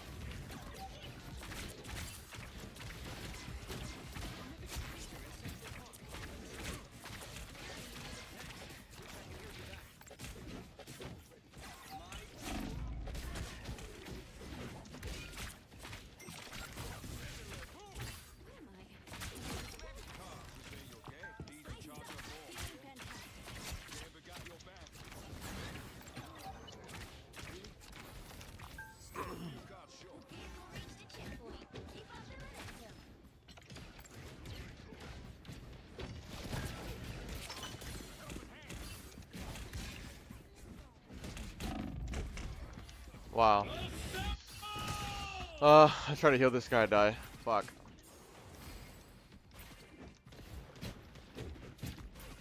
Gambit coming back for more.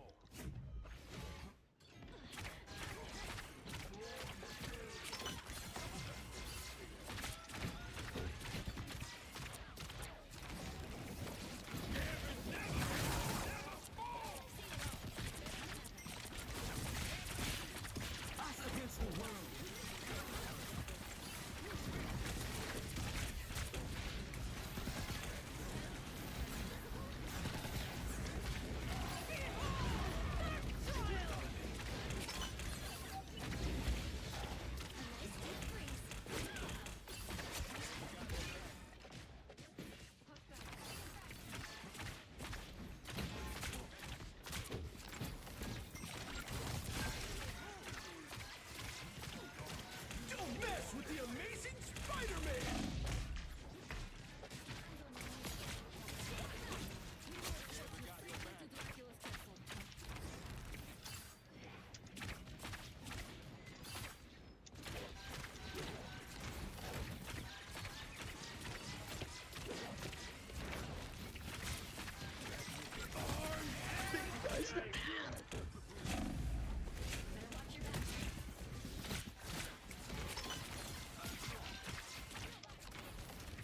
Gambit's getting mighty close.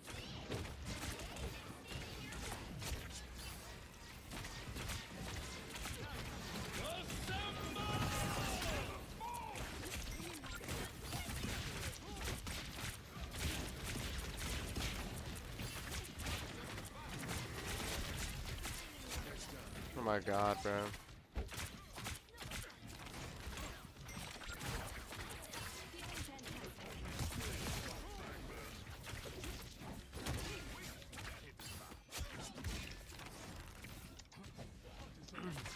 You seeing stars?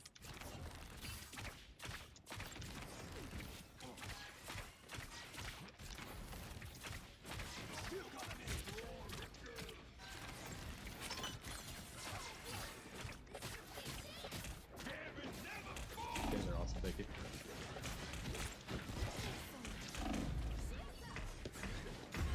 Fuck.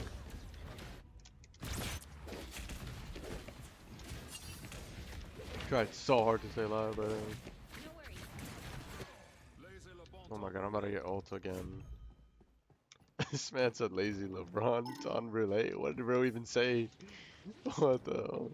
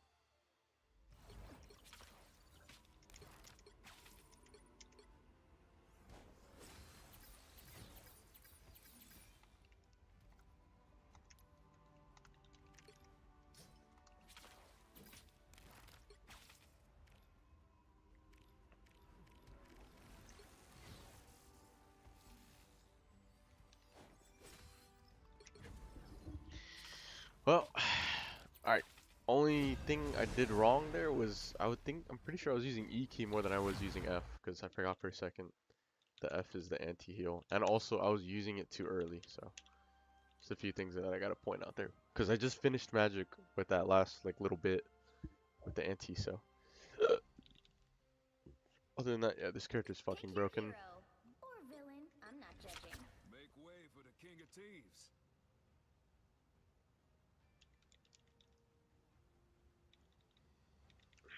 Gambit never folds.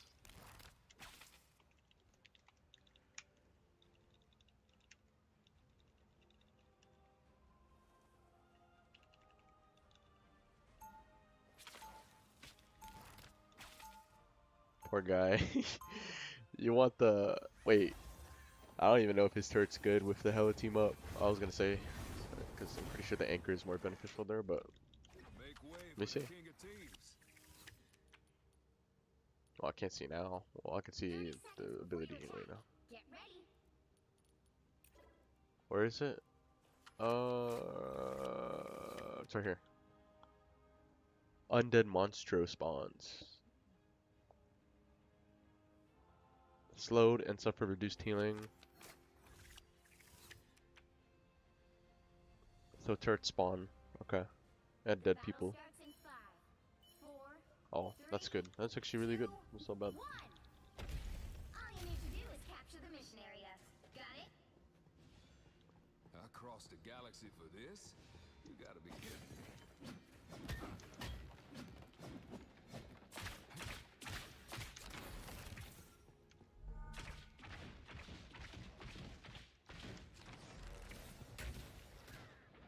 Hitting harder than ever.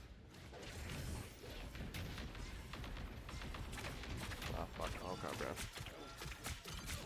Alright. Area is yours now.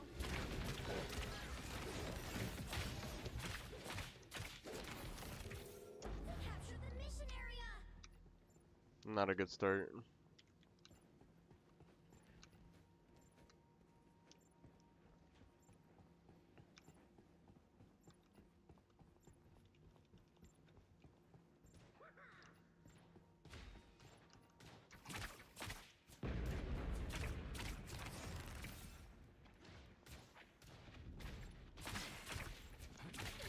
Blade diving in.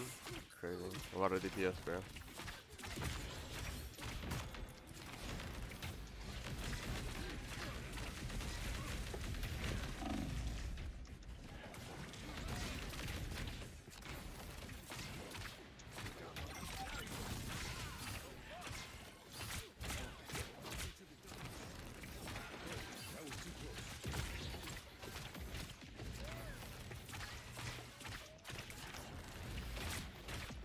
I honestly don't know what the fuck we're doing.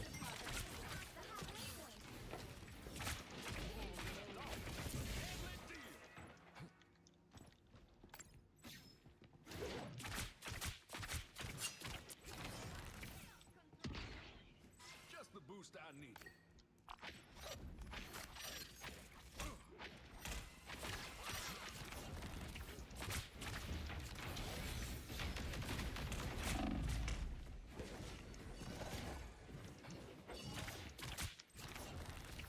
I don't know what the fuck we're doing. They've almost got it.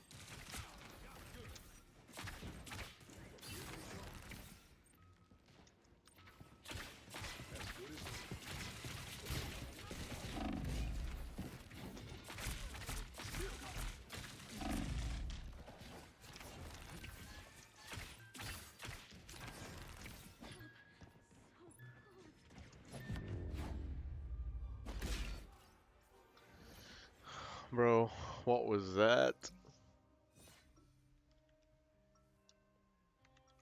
Ranks? Dude, there's no way you guys are plat. Oh my god. I got a GM1 in here now. We sure a long way from the Big Easy.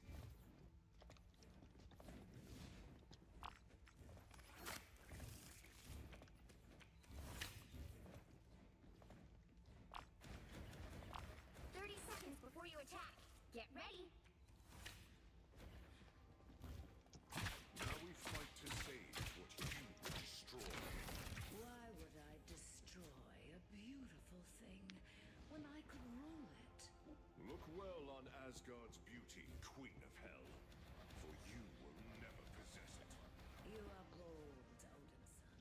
starts in 5, 4, 3, 2, 1.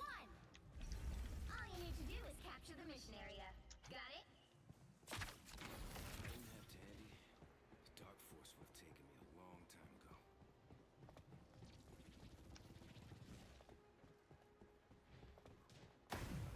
Here they come.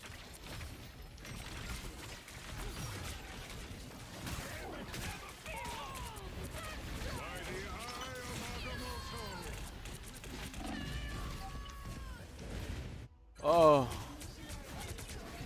Right there, the cleanse would have been good. Soul ult is crazy. To be a widow. Not yet.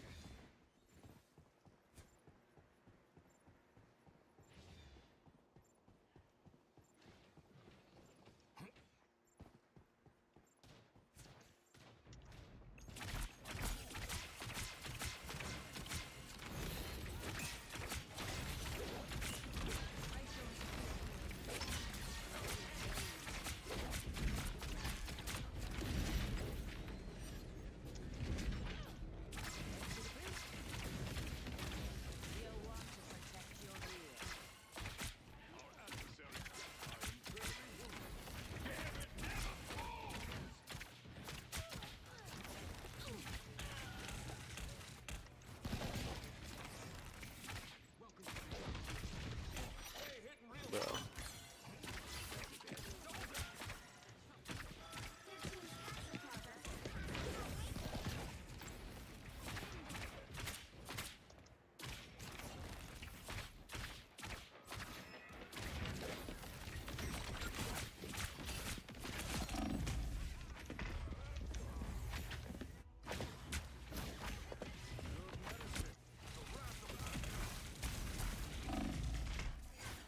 Okay, I have the same final hits as my DPS. This is fun.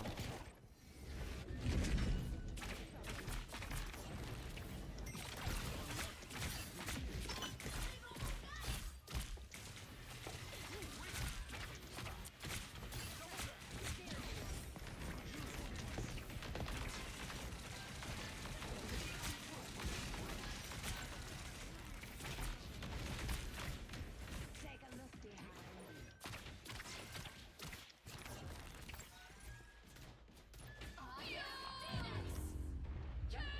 What the fuck was that game, bro? That was awful. Terrible.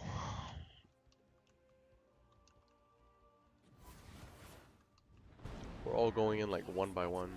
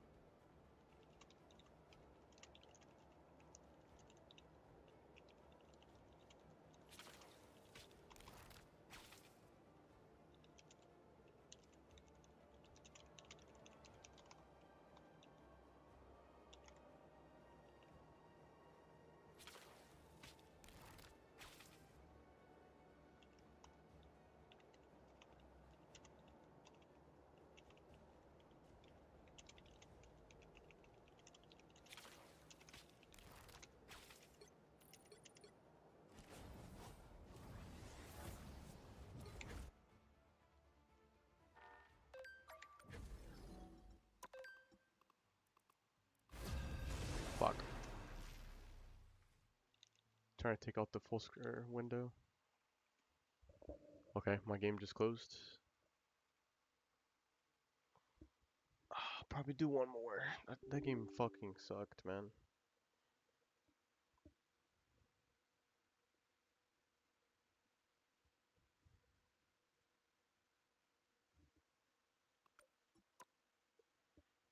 Check my phone.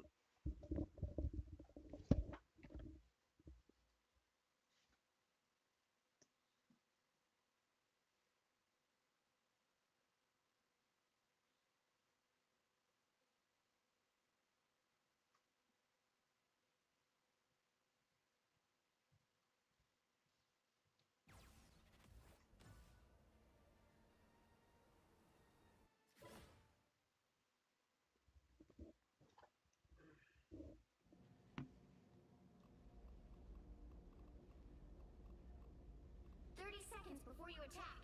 Get ready.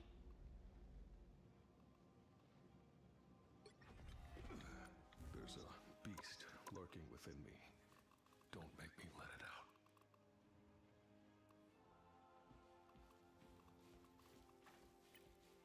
Be strong together.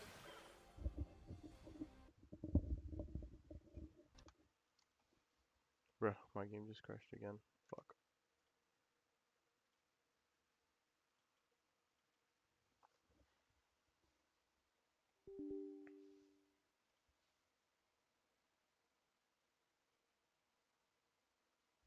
What is this? Oh, there's a hair strand on it, and two. What else? That might have been it.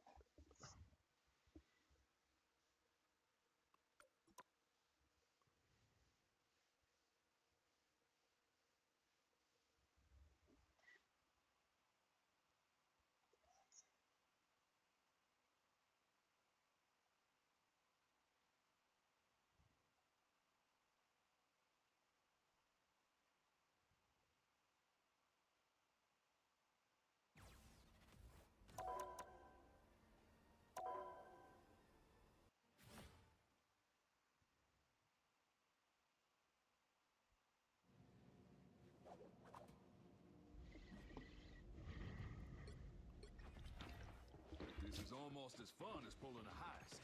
Almost.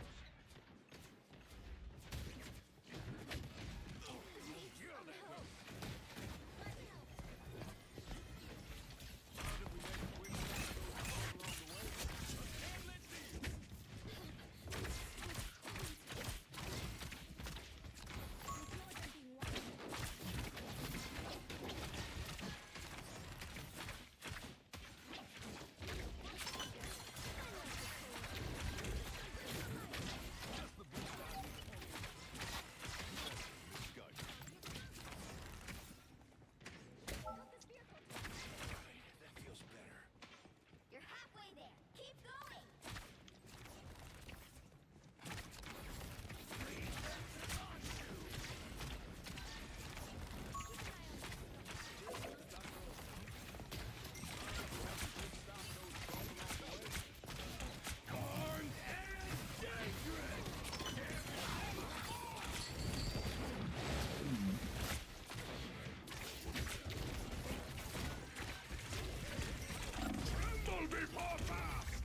Bro.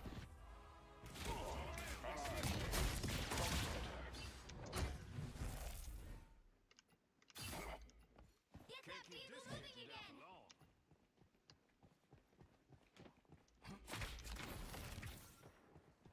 Needs to charge up more, Share. Almost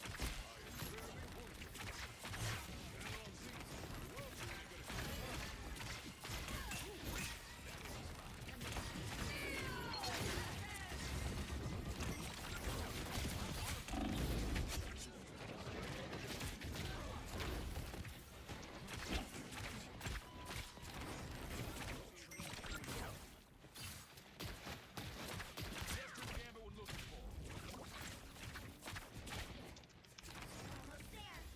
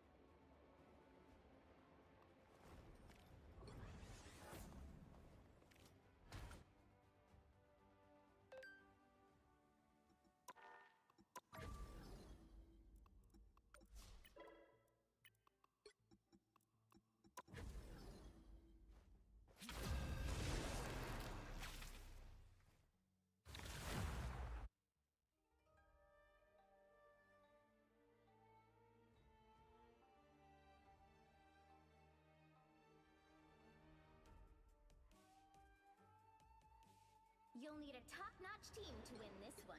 Make way for the king of teams. We are Cloak and Dagger. We are hope and fear.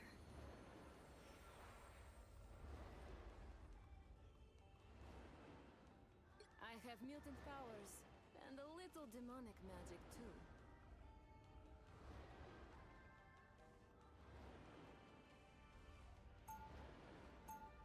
I am the Phoenix. Behold my cosmic might.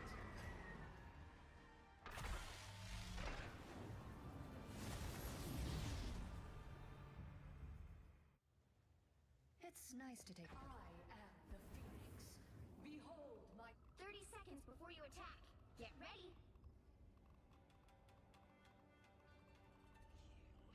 Why did you kidnap my sister? Daughter of Odin. All people should know that. So you've abandoned Lausa in a war zone instead? How could you be so cruel? She was better off. The battle starts in 5, 4, 3, 2, 1.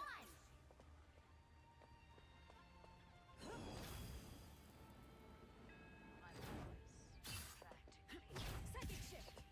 slightly less so. You need to stop that vehicle in its tracks.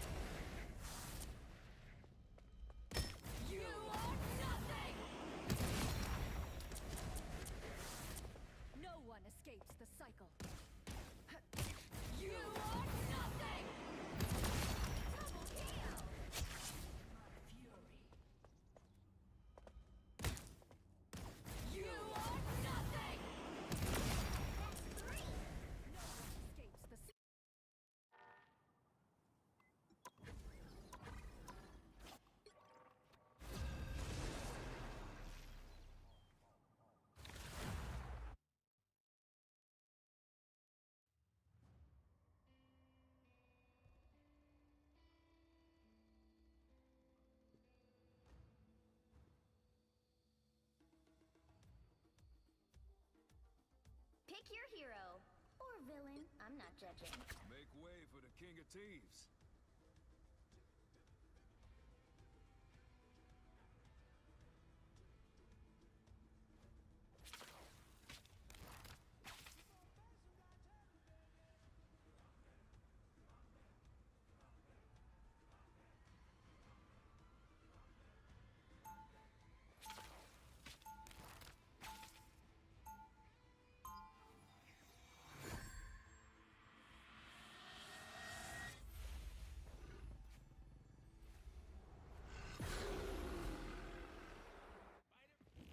We sure a long way from the Big Easy.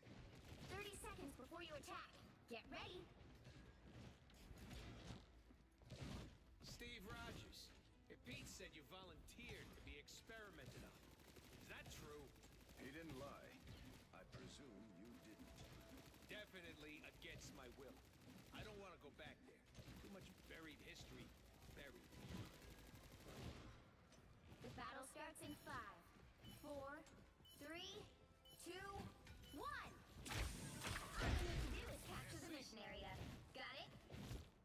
I'm the only one who's lying.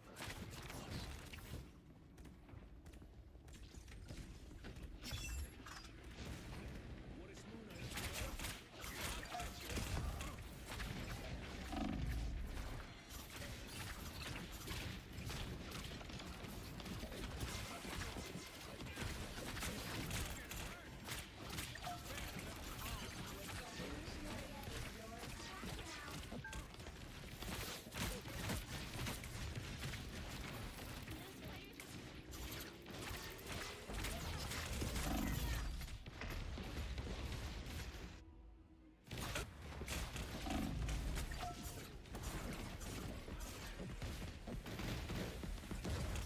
Ain't ready for Rogue to be a widow.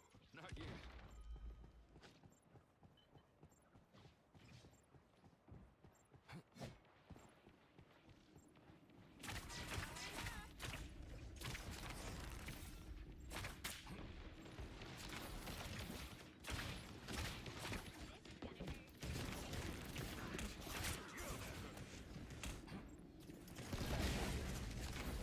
Use one of these.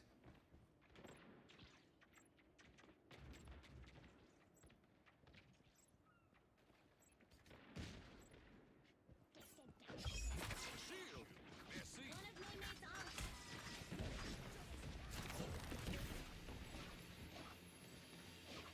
Your team's capture progress has passed the halfway point.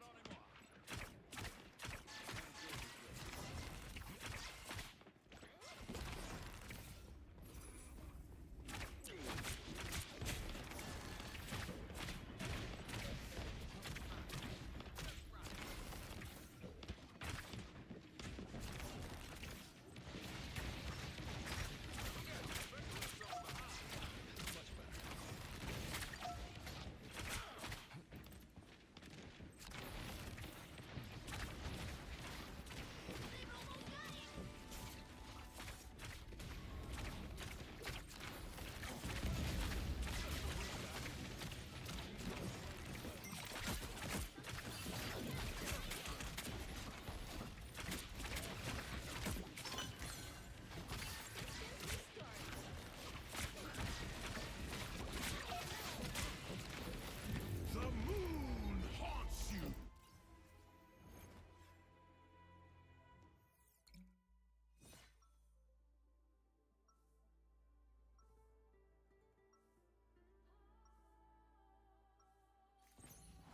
We sure a long way from the Big Easy.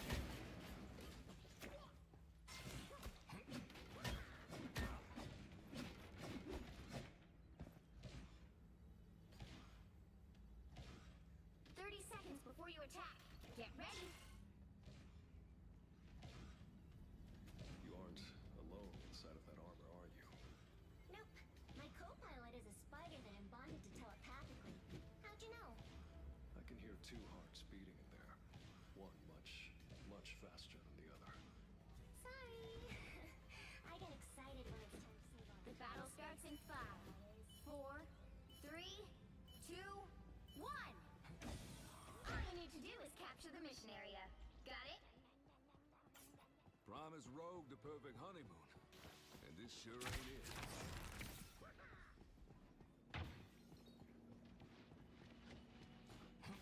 You know what to do, spiders. Just the idiots I was looking for. It's spider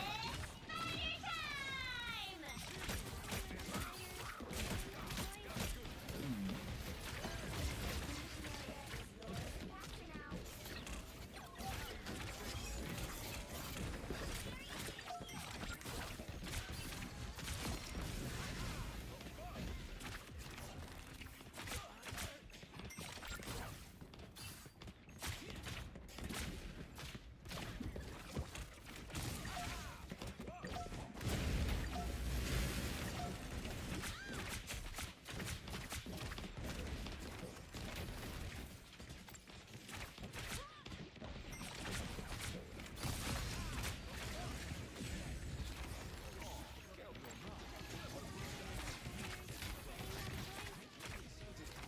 Humiliation.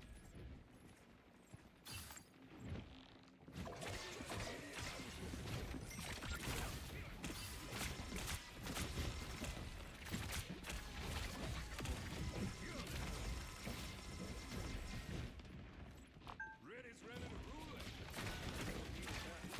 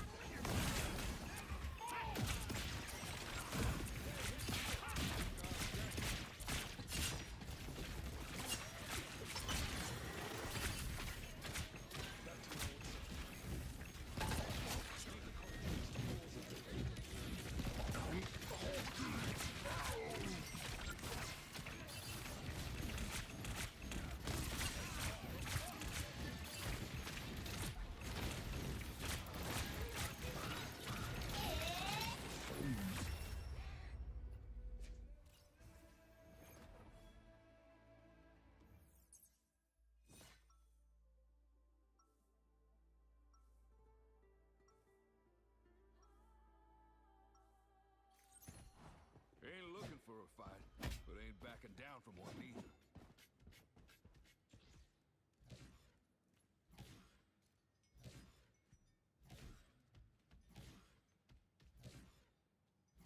Seconds before you attack. Get ready. Whew, boy. You giving off some real bad mojo, home? I thought you, of all people, would be used to dealing with devils. Unsavory folk, sure. But real demons is where Gambit draws the line. I suppose it's nice to know that even you have standards. The battle starts in 5, 4, 3, 2, 1. All you need to do is capture the mission area. Got it? Go galactic.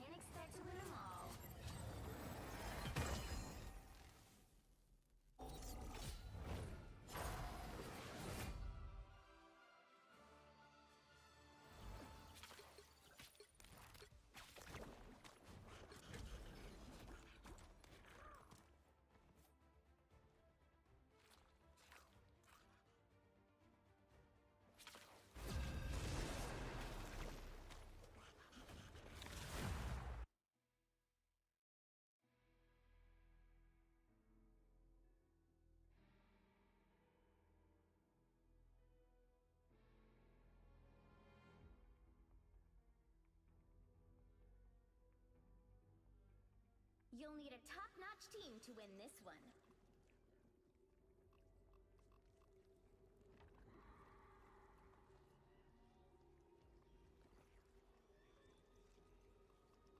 I am the Phoenix. Behold my cosmic might.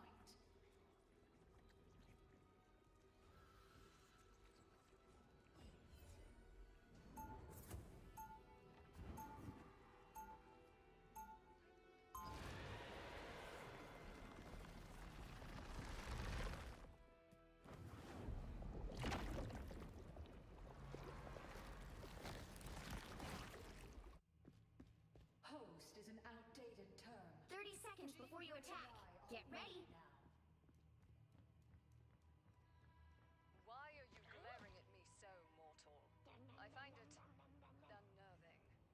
Just wondering if all the angels are as lovely as you, Shia. Indeed. And just as deadly as well. So watch your tongue. Don't gotta worry about me. The battle starts in 5, 4, 3, 2, 1. You have to stop them from securing the mission area.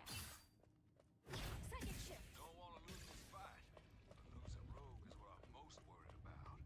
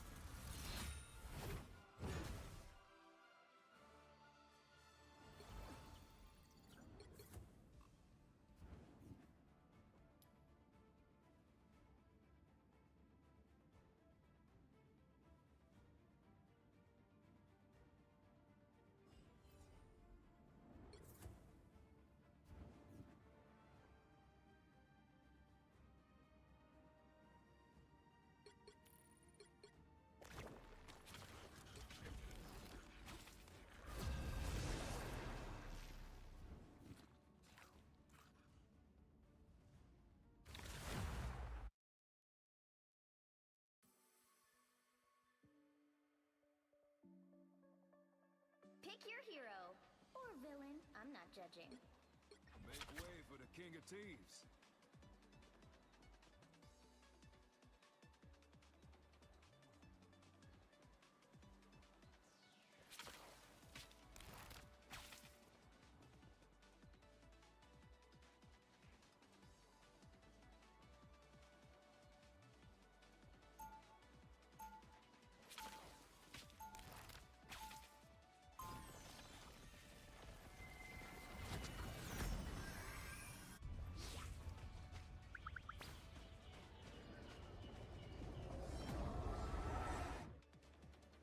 The cards always be in my favor. 30 seconds before you attack.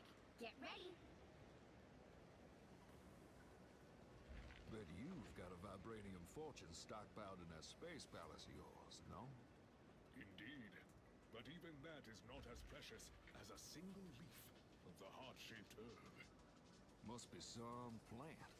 Wouldn't mind laying my eyes, maybe my hands The on battle some. starts in 5, 4, 3, 2, 1. All you need to do is capture the mission area. Got it? Knew I never should have gotten myself mixed up with the Grandmaster. Doesn't your team need a bit of logic? Prepare yourself! All eyes over here.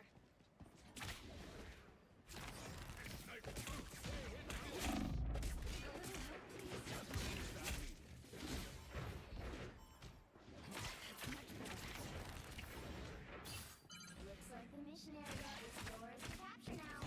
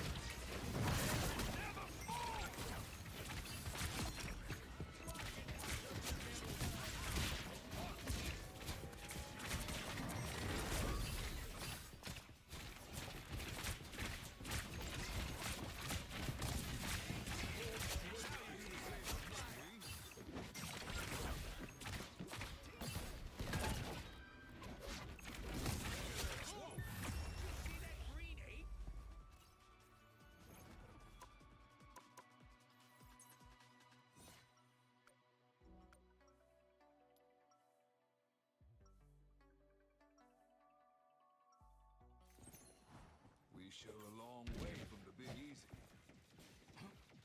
My turn. It ain't cheap.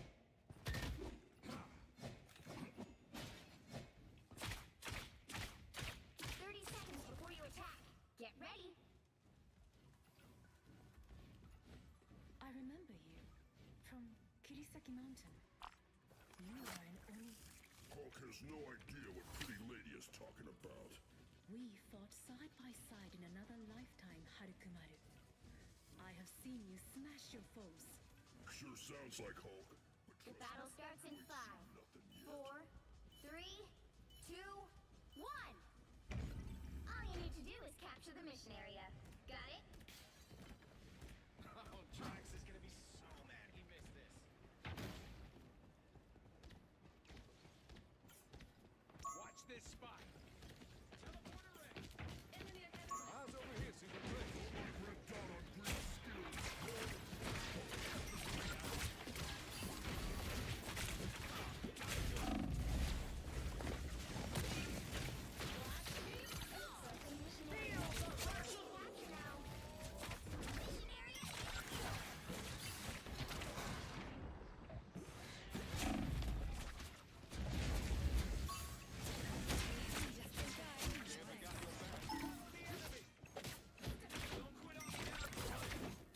Don't mess with the amazing Spider-Man!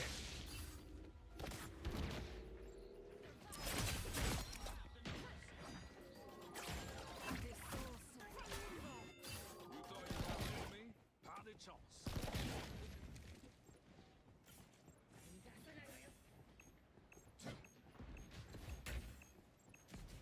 Armor packed here. Hey up.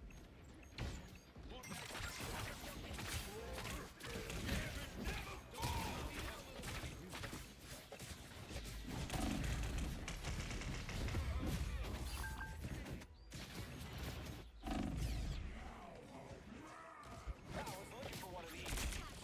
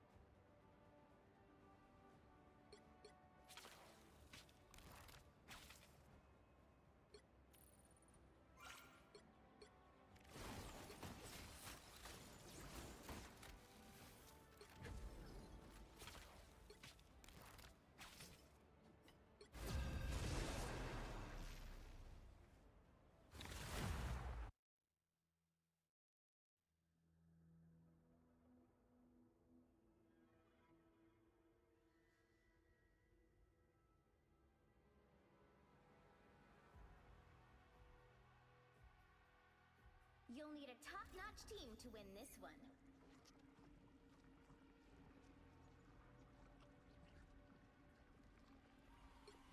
Make way for the king of thieves.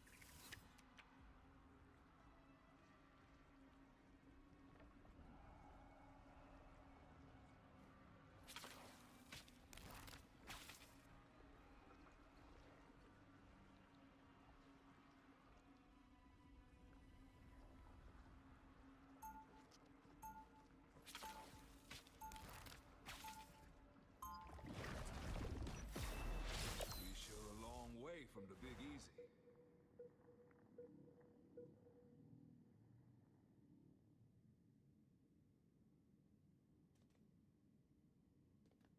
30 seconds before you attack.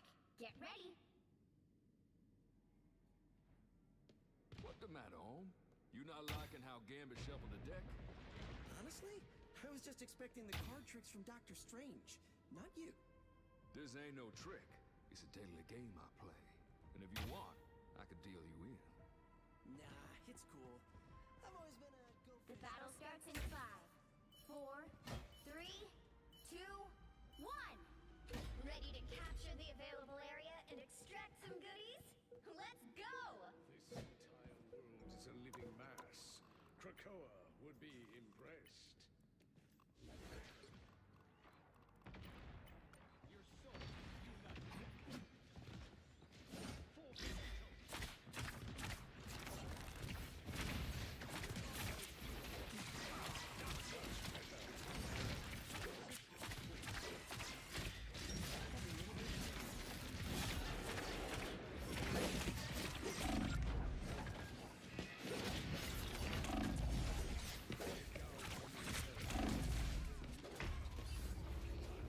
Uh-oh! The other team is extracting those resources!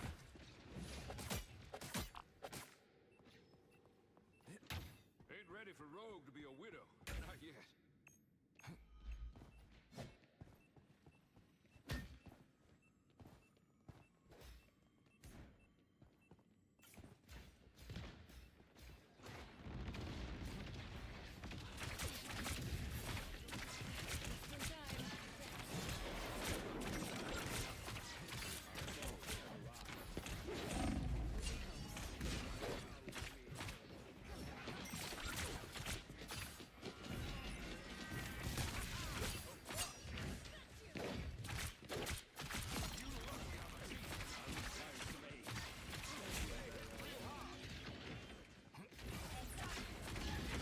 Ready to rumble! Get ready to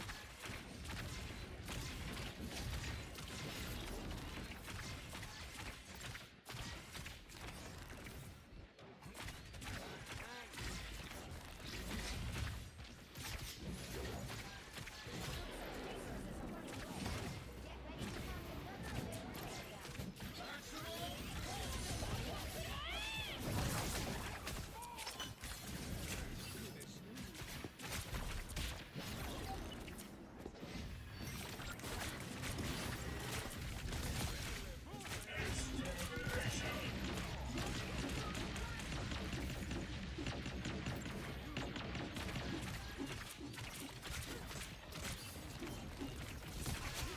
another available area. Great job! You're loading up on resources!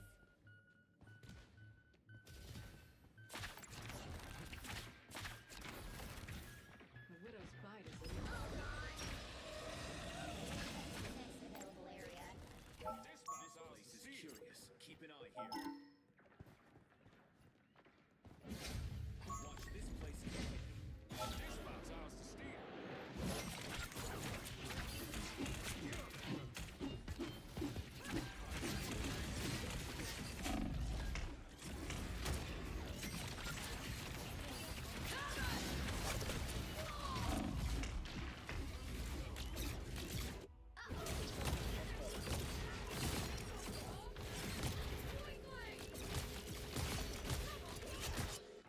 Can't keep this Cajun down for long.